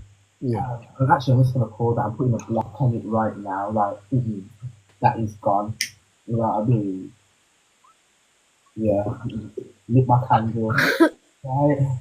That atmosphere has gone. There's no way on earth that anyone's energy that's not meant to be in my space is coming back around me. So what I want you to do as well now is I want you to repeat after me. What's mine will find me. I attract because I align. What's mine will find me. I attract because I am. What's mine will find me. I attract because I align. Get me? I think I wrote a rap like that. Yeah. I never go out looking for shit. The shit finds me. Whether it's good fortune or bad luck. All I can do is step up and be proud of. Actions speak louder than words. My words and my actions. Something like that. Years ago, actually. See, you already got it in your DNA. You know what I mean? And I think that we need to kind of pull that out of our DNA and start putting it into the universe. And me, I want to attract abundance, right? Spiritual abundance, financial abundance. You know, what is due to me needs to come to me. You know, I unlock all those barriers that were blocking me from receiving my blessings. Mm. Yeah, I want my blessings to come to me. That's how I feel right now. You know what I'm saying? Oh. I even feel I'm gonna pull some cards actually. Right, sir. Let me go down in the deck.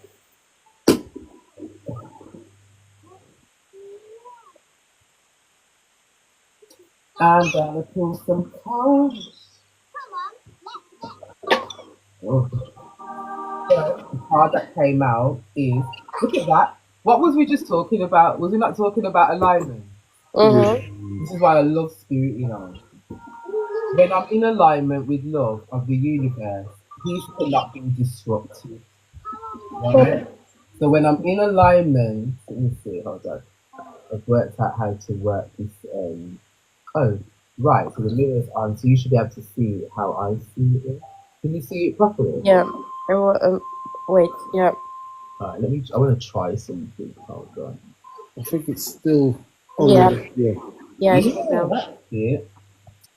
Yeah. When I'm in alignment with the love of the universe, peace cannot be disrupted. I love it.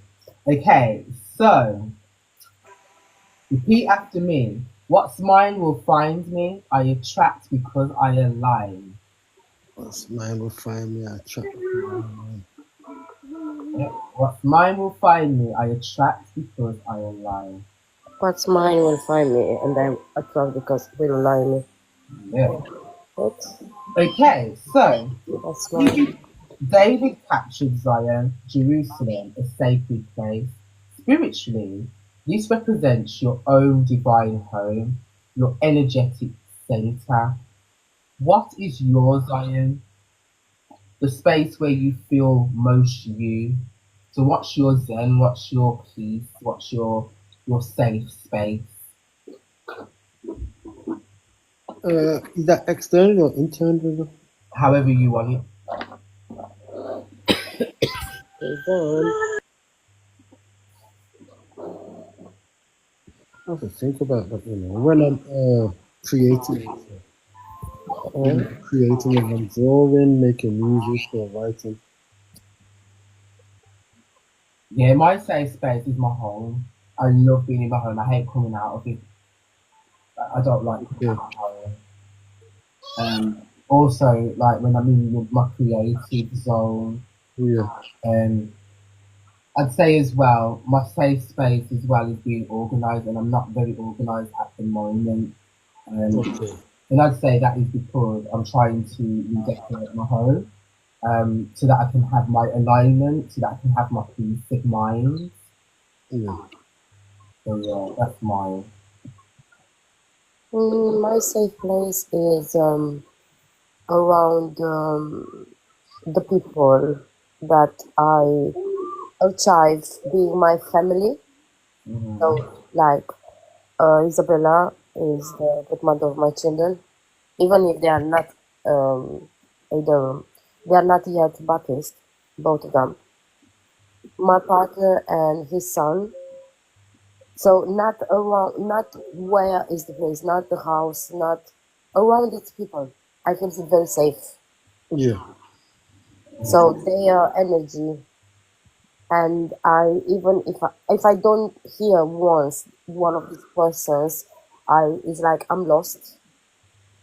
And I think the other person who gives me peace and good energy is Farah, yeah, because some in the I don't know how it is, but all the time, not often, but maybe every 2 or 3 months, or sometimes even twice a month, when I'm very, very down and I'm lack of energy, ideas, and I doubt be myself, I text her and she's coming out with the answer straight away. Hmm. It's not because I'm in her life in the chat. I said to her yesterday, because when she read me the cards yesterday, what's happening was the answer from the whole week and from yesterday Hmm. in the reading. Yeah, yesterday's live was absolutely amazing, wasn't it? Yeah. And you know what? There's you have to catch you on Clubhouse, right? That's where you have to catch you. From yesterday today, even the answers with Jackie and everything what we put on comes around from yesterday, from all the reading and all the signs that universe sent to me. And last night, I was this morning at 5, whatever. uh, I slept for almost 6 hours, even baby, but was so pleased, and I didn't have one dream. I have only like someone will speak with you, you're gonna have answers, you're gonna achieve something. So my family time, this is an achievement because she tried to cancel it. She tried to cancel it, and suddenly myself email to that once, do everything what I did.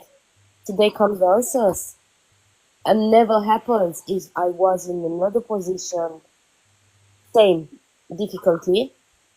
It couldn't take weeks to have a good answer on an answer. And myself, I needed to go in panic, to have anxiety for weeks, psoriasis to be more and more and more, couldn't breathe, etc. But from in less than 12 hours happens a miracle. And the reading align everything. You understand what I'm... Yeah, I understand exactly what you mean. And I was surprised today, and I was like, okay, good. Finally. So what I want us to do now, and Kate, I'm going to give you a little bit of advice as well. So, because I know you go to a contact centre to see your child, I want you to make that your sacred space. So when you go there, you dominate that space. That is your space. That's your time with your child. Nothing can stop that from happening. Is No, that I'm doing from all this time, and that is exactly that I'm furious, and I was so furious since I gave you the login papers, because they try to damage me in my own space and safe place with my child in that hour.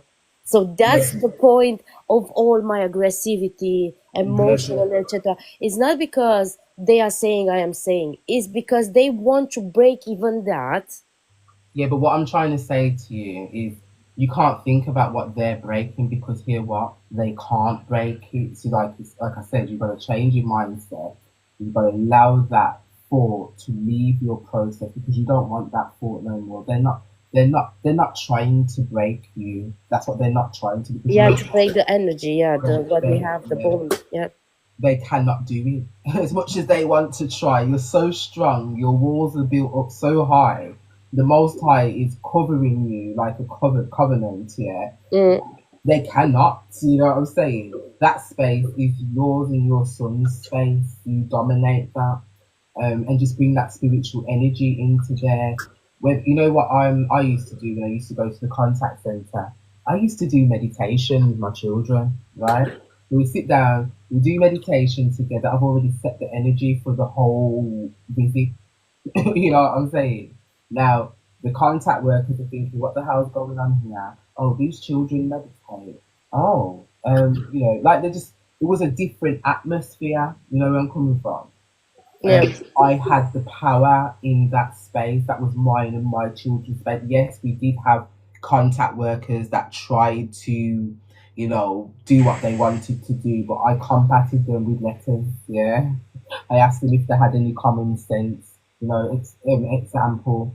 Like, oh, she's not engaging with the children. So when I wrote them, I said, I'm not being funny, but how am I supposed to engage with my children when you've got me in a room that's got one table, a whiteboard with no pen, and nothing else to engage with? My children don't want to do that. They just want to run up and down and play tig and tag. And in my old age, I ain't gonna run up and down and play tig and tag in a room. You have a big wall.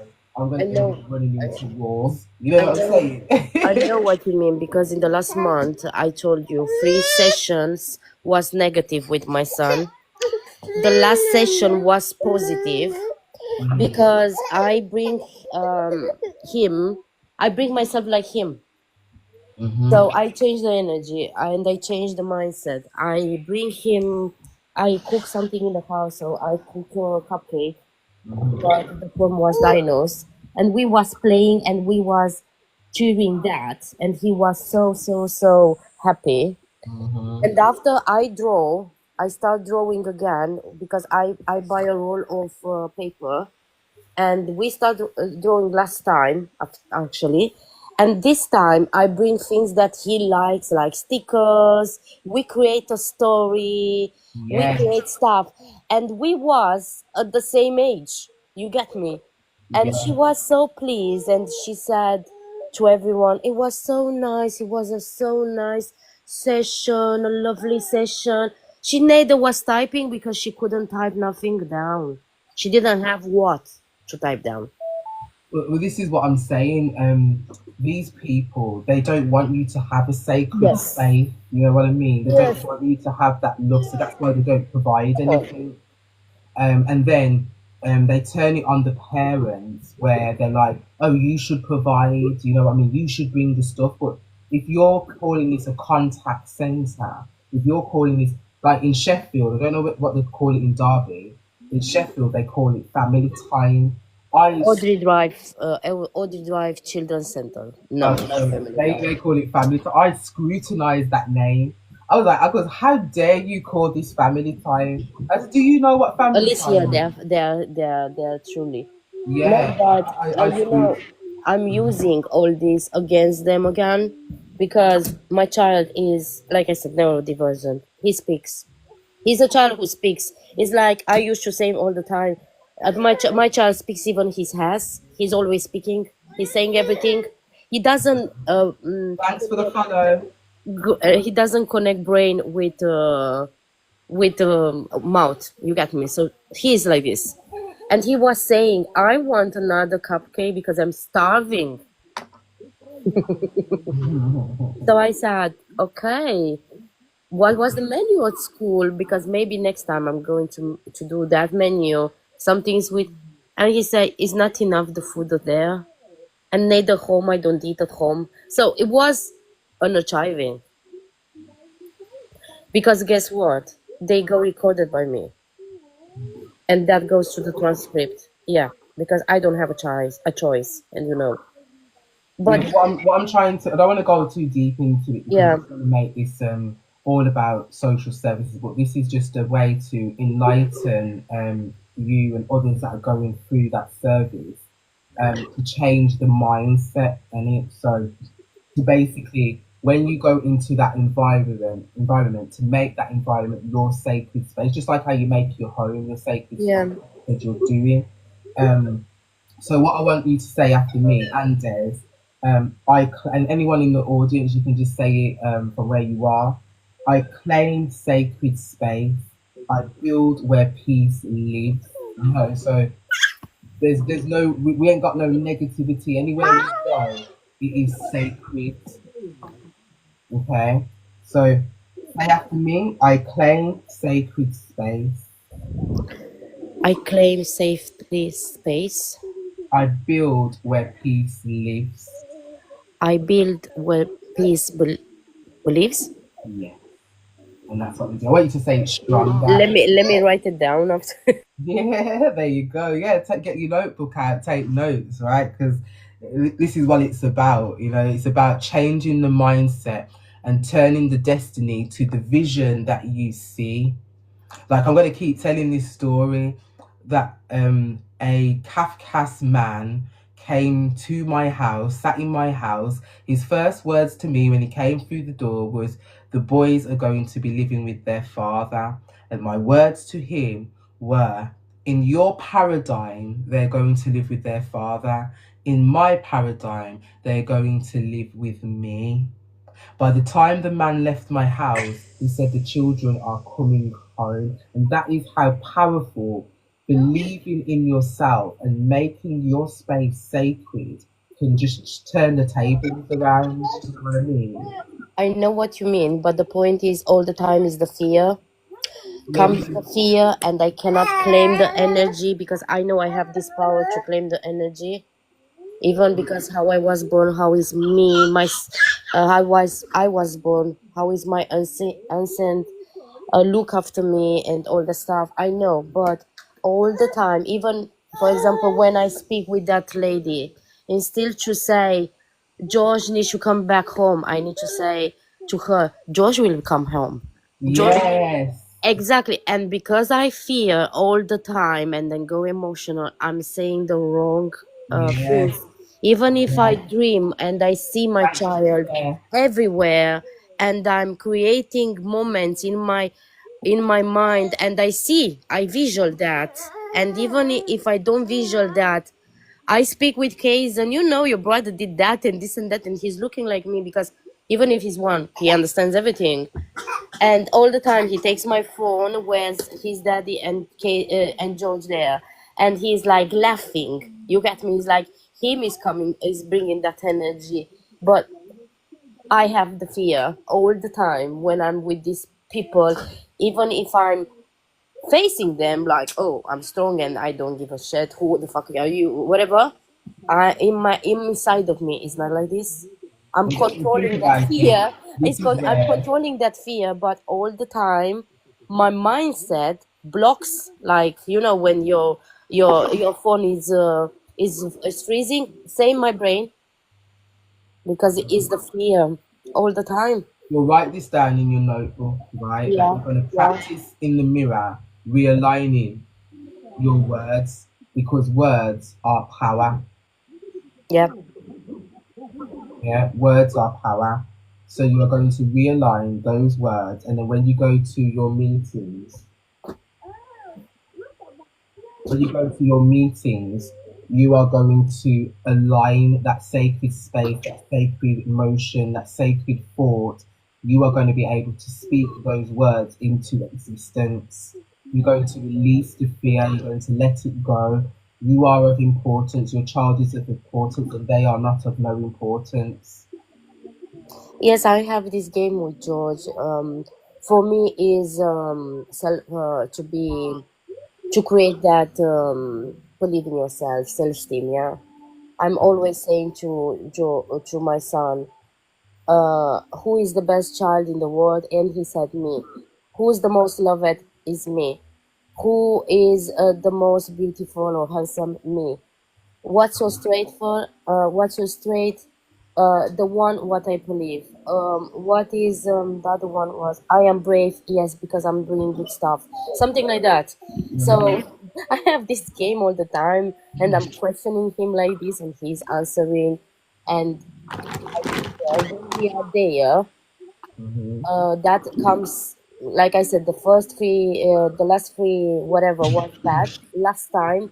We start over our space, our safe space. In So it was in 1 month, only one session was good because we start again with our bond, our safety pace. We was alone. Didn't need to speak with him much. We was playing like we were two children, two buddies. We are playing. We are doing stuff, nice stuff, great stuff. You got me.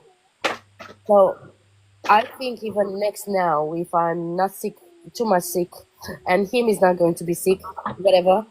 Still, I'm bringing a good positive, whatever.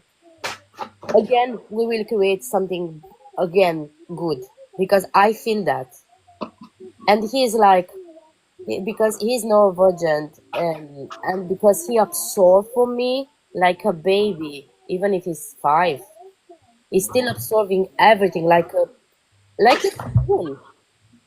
But everything, even my energy, even if I'm sick, he's sick. I don't know how, whatever. So all that stuff, it's impressive, but it's like this. With Kaizen is something else. Okay, so I pulled some cards again for you. Okay, to just clarify what we're going through and what we're talking about right now. Cool. Okay, so the first card for you is find balance. Okay, so within those thought processes, within those fears, within those love, within everything that is going on within your mind, you need to find the balance. I'm being told to tell you to start reading up on neuroscience. Okay, start Yeah. reading about the brain and how it interacts and connects spiritually. I will tell you that neuroscience for dummies, right? That book basically tells you how spirituality is actually connected to our brain, right? It literally clarifies through science the truth, right? Yeah. The next card for you is, and also, as I was said, that spirit told me to tell you to find a book based on boundaries, okay? It's hard to use boundaries, but you need to find a book on Amazon that is focused on boundaries. You need just not a big thick book, just showing me a small book that is blue and I think it's got a little bit of green on it and it's about boundaries. It's Okay. for kids or universal?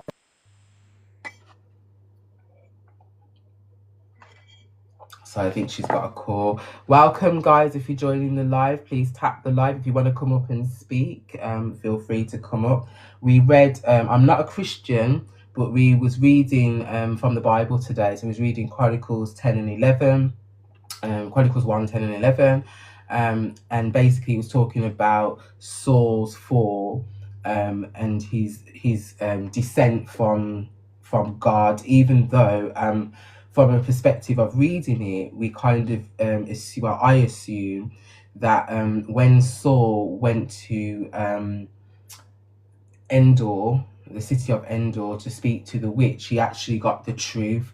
But the way that the Bible projects it is to say that it's lies and it's deceit. When really and truly, when you actually read those chapters, it kind of contradicts itself, because David is anointed and he becomes the king and what have you. But how he got there was by unaliving a load of people. So it kind of contradicts itself. But what we're doing here today, we're taking the story that the Bible is showing us, because it's a lesson to be learned, and we're utilizing it within our daily lives, right? So for Katie, myself, I've been through children's services. Katie's going through children's services at this moment in time. So basically, this is helping her to progress in the situation that she's going through. So Katie, the next card for you was call to action. So that's telling me that everything that we've spoken today, and it's a thing of with you, it's a thing of when I say to you to do something, you think that you're doing it already, right? That's a defense. I understand that, because you may be doing it already, but I don't feel that you're doing it in the correct manner. As you stated, you're wording your words wrong. So it's saying to you now, it's time to call to action. It's time to do what you're meant to do, right? I choose to learn through love. And again, the love is through your child's eyes, connecting with your child on that visit, allowing yourself to, like you said earlier, to come to his level, allowing some of the boundaries that you have for him, your expectations that you have for him. Just allow them, just for now, just allow him to be free, allow him to be himself, okay? And drop your shield, okay? So again, dropping those expectations, right? And allowing your child to actually dominate that space, okay? Yeah. All right. So let's move on. I think we've lost Dev. Let's move on. David captured Zion, Jerusalem. We read that part, didn't we? Okay, so David didn't walk alone. His warriors were strong, loyal, and aligned. These are your spiritual protectors, your energetic mirrors. Who's your tribe? Okay, so that's a question for you in the audience. That's a question for Katie. That's a question for anybody that's watching on the outside. Who is actually your tribe? Who shows up when your soul is tired? Not just when your selfies are fire. Okay? So what that's saying is, who shows up when you're in the time of need? Not when you just put a picture up and you're like, oh my God, you look great. How are you doing? No, who is there for you? And those are the people that you need to show honor. Yeah. And you mentioned a friend of yours that's very close to you earlier. So what I want you to do is reflect or write down in your journal. You don't have to share with me or share with the audience. Just write down in your journal who is there for you. And then in the morning, when you're practicing in the mirror the words that you're going to say to realign your brain pattern and reconnect and restructure your neurons, because this is a thing, this is why I like neuroscience, right?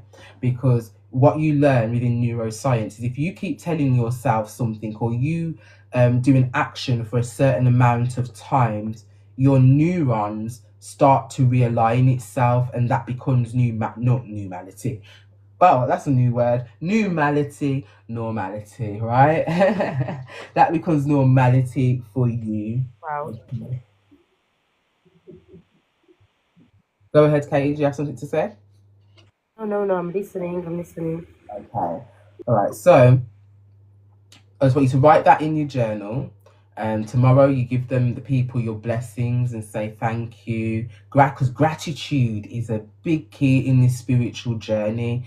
And a lot of people forget to give gratitude. You could give gratitude for the littlest of things. It's like, all right, I'm very spiritual. I have a lot of gifts. I don't really show them on TikTok, but if you know me from Clubhouse, I have shown so much extensive gifts. And there's a lady, as you seen, Katie, you came into my room yesterday, that I was hosting with. And this is a lady I've known for 5 years. I haven't met her in person, I just know her on Clubhouse. I left Clubhouse probably last year or the year before. I came back again this year. And as soon as I came back, she offered me a space in her club, which has a load of people. So there's a great reach, lot of highly connected people, and we work well together. And after the live yesterday, she gave me gratitude and I gave her gratitude back, you know what I mean? And it was just absolutely amazing and beautiful to have somebody recognize the gifts, the talents, the help that I want to give to others, and allow me to have that space in her club. Okay, so unlike Saul, David led with connection, not control. Now, I don't believe that statement, but that is the story that the Bible portrays to us, because what I do believe is Saul led with connection. The Most High said to him, "Go find the witch in Endor. Go and ask her to pull up your brethren and make your brethren retell you what he told you when you was alive, that the God that you are serving is not the true God," right?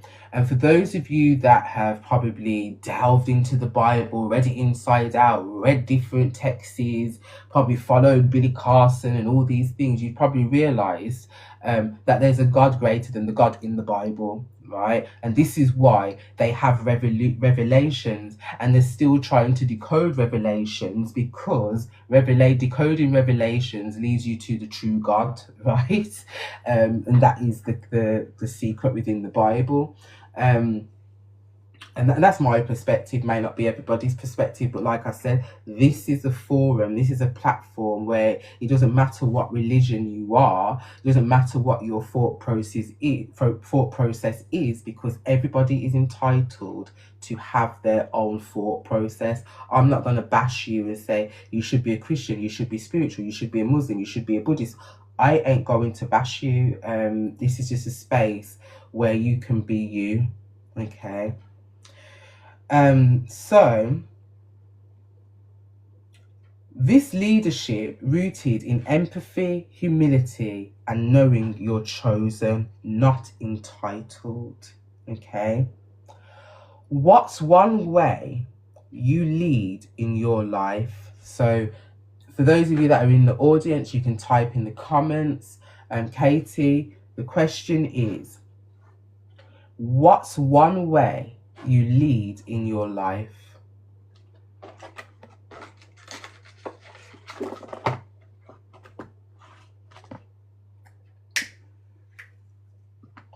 She's probably doing it. One way I lead in my life. With the straight, I know even if I fail, I can go back quick, because it's my brain. Problem solve. When my brain is like this. Maybe for that, I don't know. Well, if I'm honest, right, for myself, I don't actually feel that I'm leading in my life yet. Like, I don't feel that I'm at the potential to say that I'm leading in my life because what I want right now is financial stability. I want to help others, and even though I help others every day because you know what I do, you know what I mean. But even though I help others, and I'm not doing it for personal gain, but at the same time, the abundance, the financial, spiritual abundance isn't coming in the way that I would want it to. Do you know what I mean? So how I see it is I ain't leading in my life at the moment because I'm still struggling. And I believe as a spiritual being connected to the earth, connected to the universe, that nobody in the world should be struggling. Do you know what I mean? I also feel that so much power has been dictated to so many world leaders that they've taken a lot of our energy. They've siphoned our energy by having control over us. It's like today when you sent me that live to listen to Parliament. It was just so heartbreaking. It Yeah. was just so painful just to listen to these evil people just sit there and dictate to us what laws they're putting in place, and they expect us to just be like, oh, okay, like literally, they are changing our lives for the worst. Like we're literally, they're leading us into poverty, and they want us to be okay with it. And because we are so complacent, it's just crazy. It's like we are a country. It's like the UK is a country suffering with mental health, Yeah. right? It's a country suffering with mental health because none of us, as well, not saying that none of us are like standing up, but not enough of us are standing up to say, hey, are you not okay? Have you got a psychiatrist in your department that's actually checking on you? Yeah, that gives you medicine and still to cure you with should start with talking, consulting, all the stuff. So Yeah, give medicine and that's it. End of the story. yeah, it was like I was watching the live and I was reading the woman that was sitting beside Keir Starmer, Yeah. right? And it was like she's sitting there and she's thinking to herself, I shouldn't be here. Right? That's what I was picking up from her. I don't agree with what's happening, but at the end of the day, I'm getting paid, right? Because I don't understand how she can go from going on a live, talking, like going on a news program, whatever, Because they are brainwashed. uh, yeah, talking. You remember the other one who was for the one Nigerian who was raised here. I don't remember her name. That Yeah, she changed all the laws for immigration, mhm. and now she's not showing any parliament anymore from weeks. Yeah, because the Keir Starmer doesn't like her. Exactly, but even that, she tried to change all the laws from immigration, etc. Herself being an immigrant, yeah, and happens that now they don't need her anymore. Hmm. So this Yeah, is happening with everyone in this country. yeah, they're just using us and using Yeah, they're them. using people on They're using blind. people. They're Why blind. the why the other why the other parliament and the girl doesn't come up on etc. Even the people from the people. Jason agrees. Yes, Hazel is always when yeah. Jason's like, you lot need to hurry up and change this. Yeah, he's like, you lot need to hurry up and change this, and the direction we're going is not the right way. If only we could listen to the children and hear their voices, because these babies that are born, they're born with so much knowledge. It's just a shame that they're not born speaking our language, even though they are born speaking a universal language, and we're the ones that teach them to speak different languages. It's crazy though. Like, I think about this so much because so many children, babies are born, and if you put babies of all races in a room, they can have a conversation with each other, right? They don't see race, right? Number one. So what we need to understand as well is race is a sickness, an illness. So those that enslave people, that torture people, they're just it's just an illness. And then the government have got us caught up in this race war. I remember when I was connecting Divine Sophia, and she turned around to me and she goes, "There's two wars in this world, and you can only be for one." So there's the war for humanity, or there's the war for race. So you have to pick a side, because if you're going to pick a side of race, you can't pick the side of humanity, because humanity has the word hue in there. Do you know what I mean? So that means many colors. Race is the race that you are, so you're only fighting for one purpose. You know what I mean? So for me, I chose the humanity race, saving the world, changing things for the better. If I was to stand in Parliament, yes, I'd talk about the racism that's happening in the system, but I'd also talk about humanity, because it's us, the people, together as one, that can make a change, not just for here, but around the world also. You know what I mean? And I do notice that a lot of people that are focused on race have a lot of anger in them. It's quite, you can see it when they talk. And obviously I understand that there's a pain, you know what I mean? But it's crazy, because you got the far rights, and they'd be like, oh, like today, imagine you've got that big old conversation going on with Parliament, right? You got people in the comments so stupid going, "Stop the boats, stop the boat." Like, what the frig are you talking about? The woman's talking and the man's talking, well, the woman's talking about destroying our country, and you're talking about stop the boats. You're supposed to be typing, stop the government, Yeah. stop the government. You know what I mean? It was just like, yo, these people have mental health. I think even that is brainwashed all the time, because I live in where are all British. I'm the only foreign here. Yeah? Happens that stuff in the summer, whatever. Neighbors that was very friendly with me, whatever. They comes out and they are scared. So yeah, they say hi and that's it. But not because they don't want to engage in the chat, because they are from here. The system is like this, and the chat is like, it's better that I shut down and I don't say nothing, keep the distance. So is that all? I think I cannot. Because we change the energy. Not to say today. Yes, because when we change the energy, so babies practically, because they are non-verbal, they express with sound and vibration. So this is the answer when you change the energy, because it's like cats and dogs. Babies are like this. They don't have others. That vibration energy. And he's happy now. He's shouting because he's happy. I know you want to speak, mommy, but it's not. You can say hi. Can you say hi? Say Hi, hi. Kason. How you doing today? Hi. say, Aw. say hi. Hi. Say I'm fine.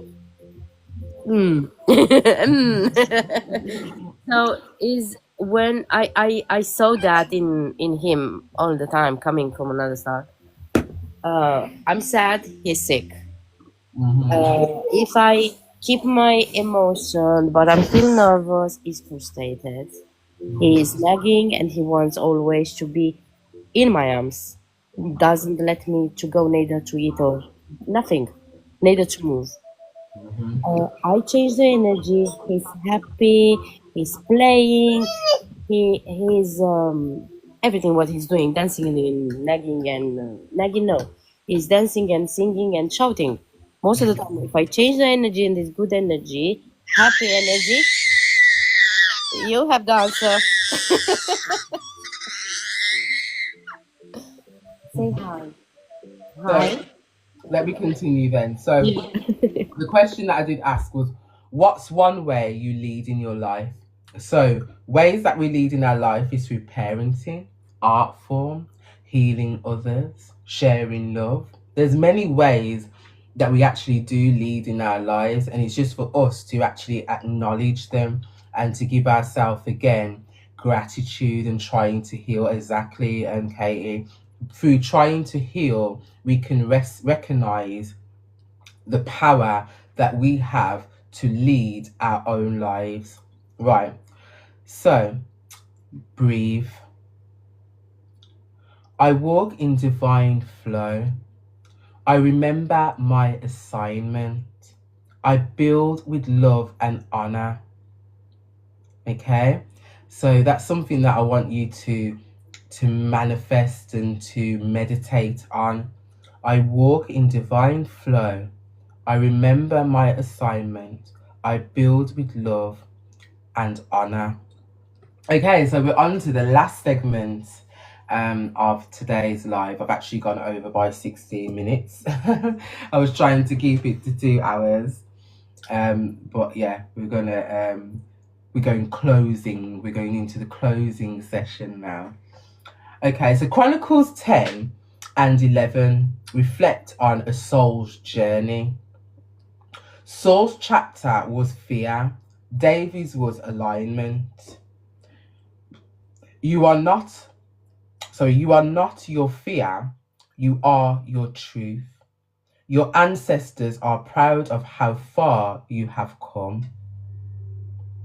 I align, I rise, I remember. I align, I rise, I remember. I align, I rise, I remember. So thank you for everyone for showing up. And please follow if you was interested in today. You know, if you're listening on the outside or you're in the room and you haven't followed me, don't forget to follow. And I think we'll find another chapter in the Bible to do tomorrow or another day. I can't really just be one of those people that's going to be like, yeah, we're going to do this tomorrow at this time, because that's just not how I roll.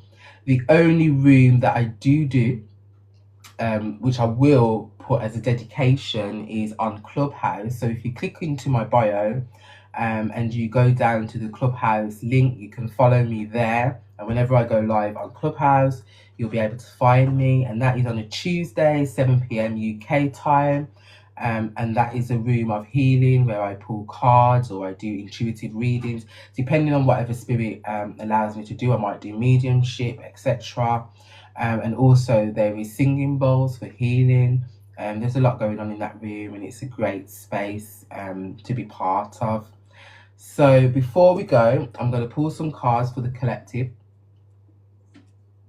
And if anyone in the audience wants a card, I'm in that mood of giving, so just let me know.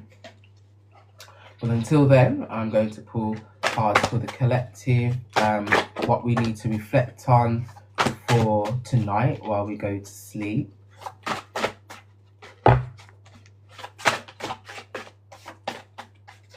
Or for those that are just waking up in another part of the world.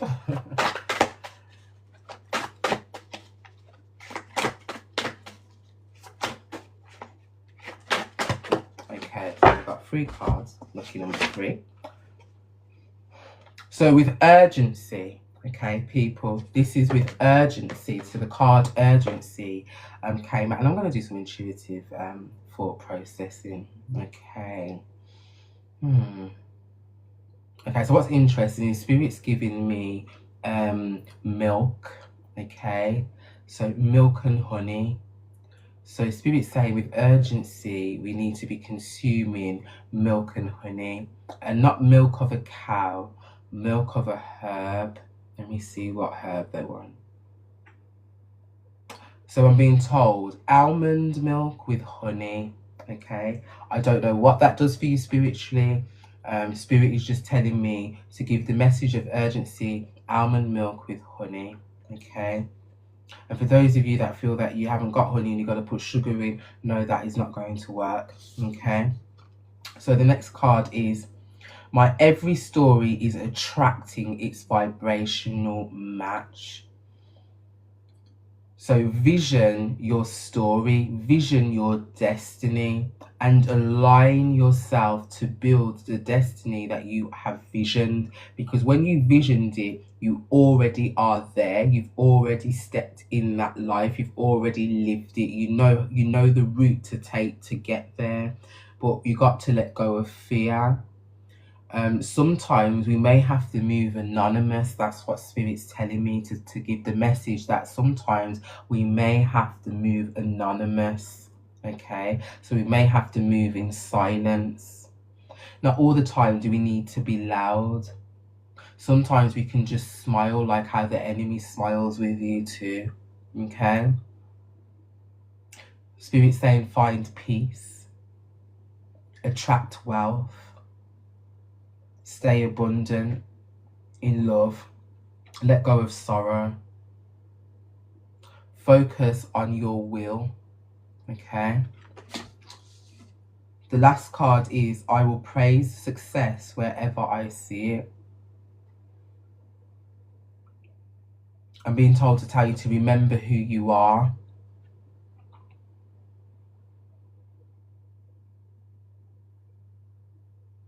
I'm also been told to tell you, or been telling, I don't know what I've been telling you to focus on the color orange. Okay. Focus on the color orange. The color orange is connected to the sacral chakra. So my interpretation of that is basically working on healing yourself, because the sacral chakra is where all the traumas are. So even when you are born, you are born of a woman, okay? And if you understand the spiritual connection of being born from a woman, you will understand that when a woman gives birth, whatever she has gone through her pregnancy actually comes out in that child. It actually connects to their sacral chakra. So from our ancestors, our forefathers, our foremothers from before, whatever traumas they have been through that they have birthed comes down onto the children and it passes through, and that's called a generational curse. So this is why we have to go back in within self into the sacral chakra to release all those negative energies and to heal. Some of us may be the family founder, the creator, the generator, the curse breaker. Some of us have to find our path because we haven't found it before. Some of us need to broaden our horizons. That's what I'm being told to tell the community, humanity today. Okay, so everyone stay blessed. Have a beautiful day or night. I'm about to go to my bed. Johan Okay. was great. Thank you, hon. Thank you. Thank you. See you next time. Bye. Bye. Say bye to Farah. Nothing. Bye, Tyson. See you later, darling. He's laughing. You cannot see his face. Let me show you a little bit. All right, see you later, Kate. Oh, hello, Baba. Hello.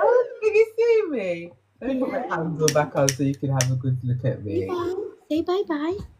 Bye-bye. Bye. Bye, Tyson. Yeah, I know. Our hair is horrible. Next time.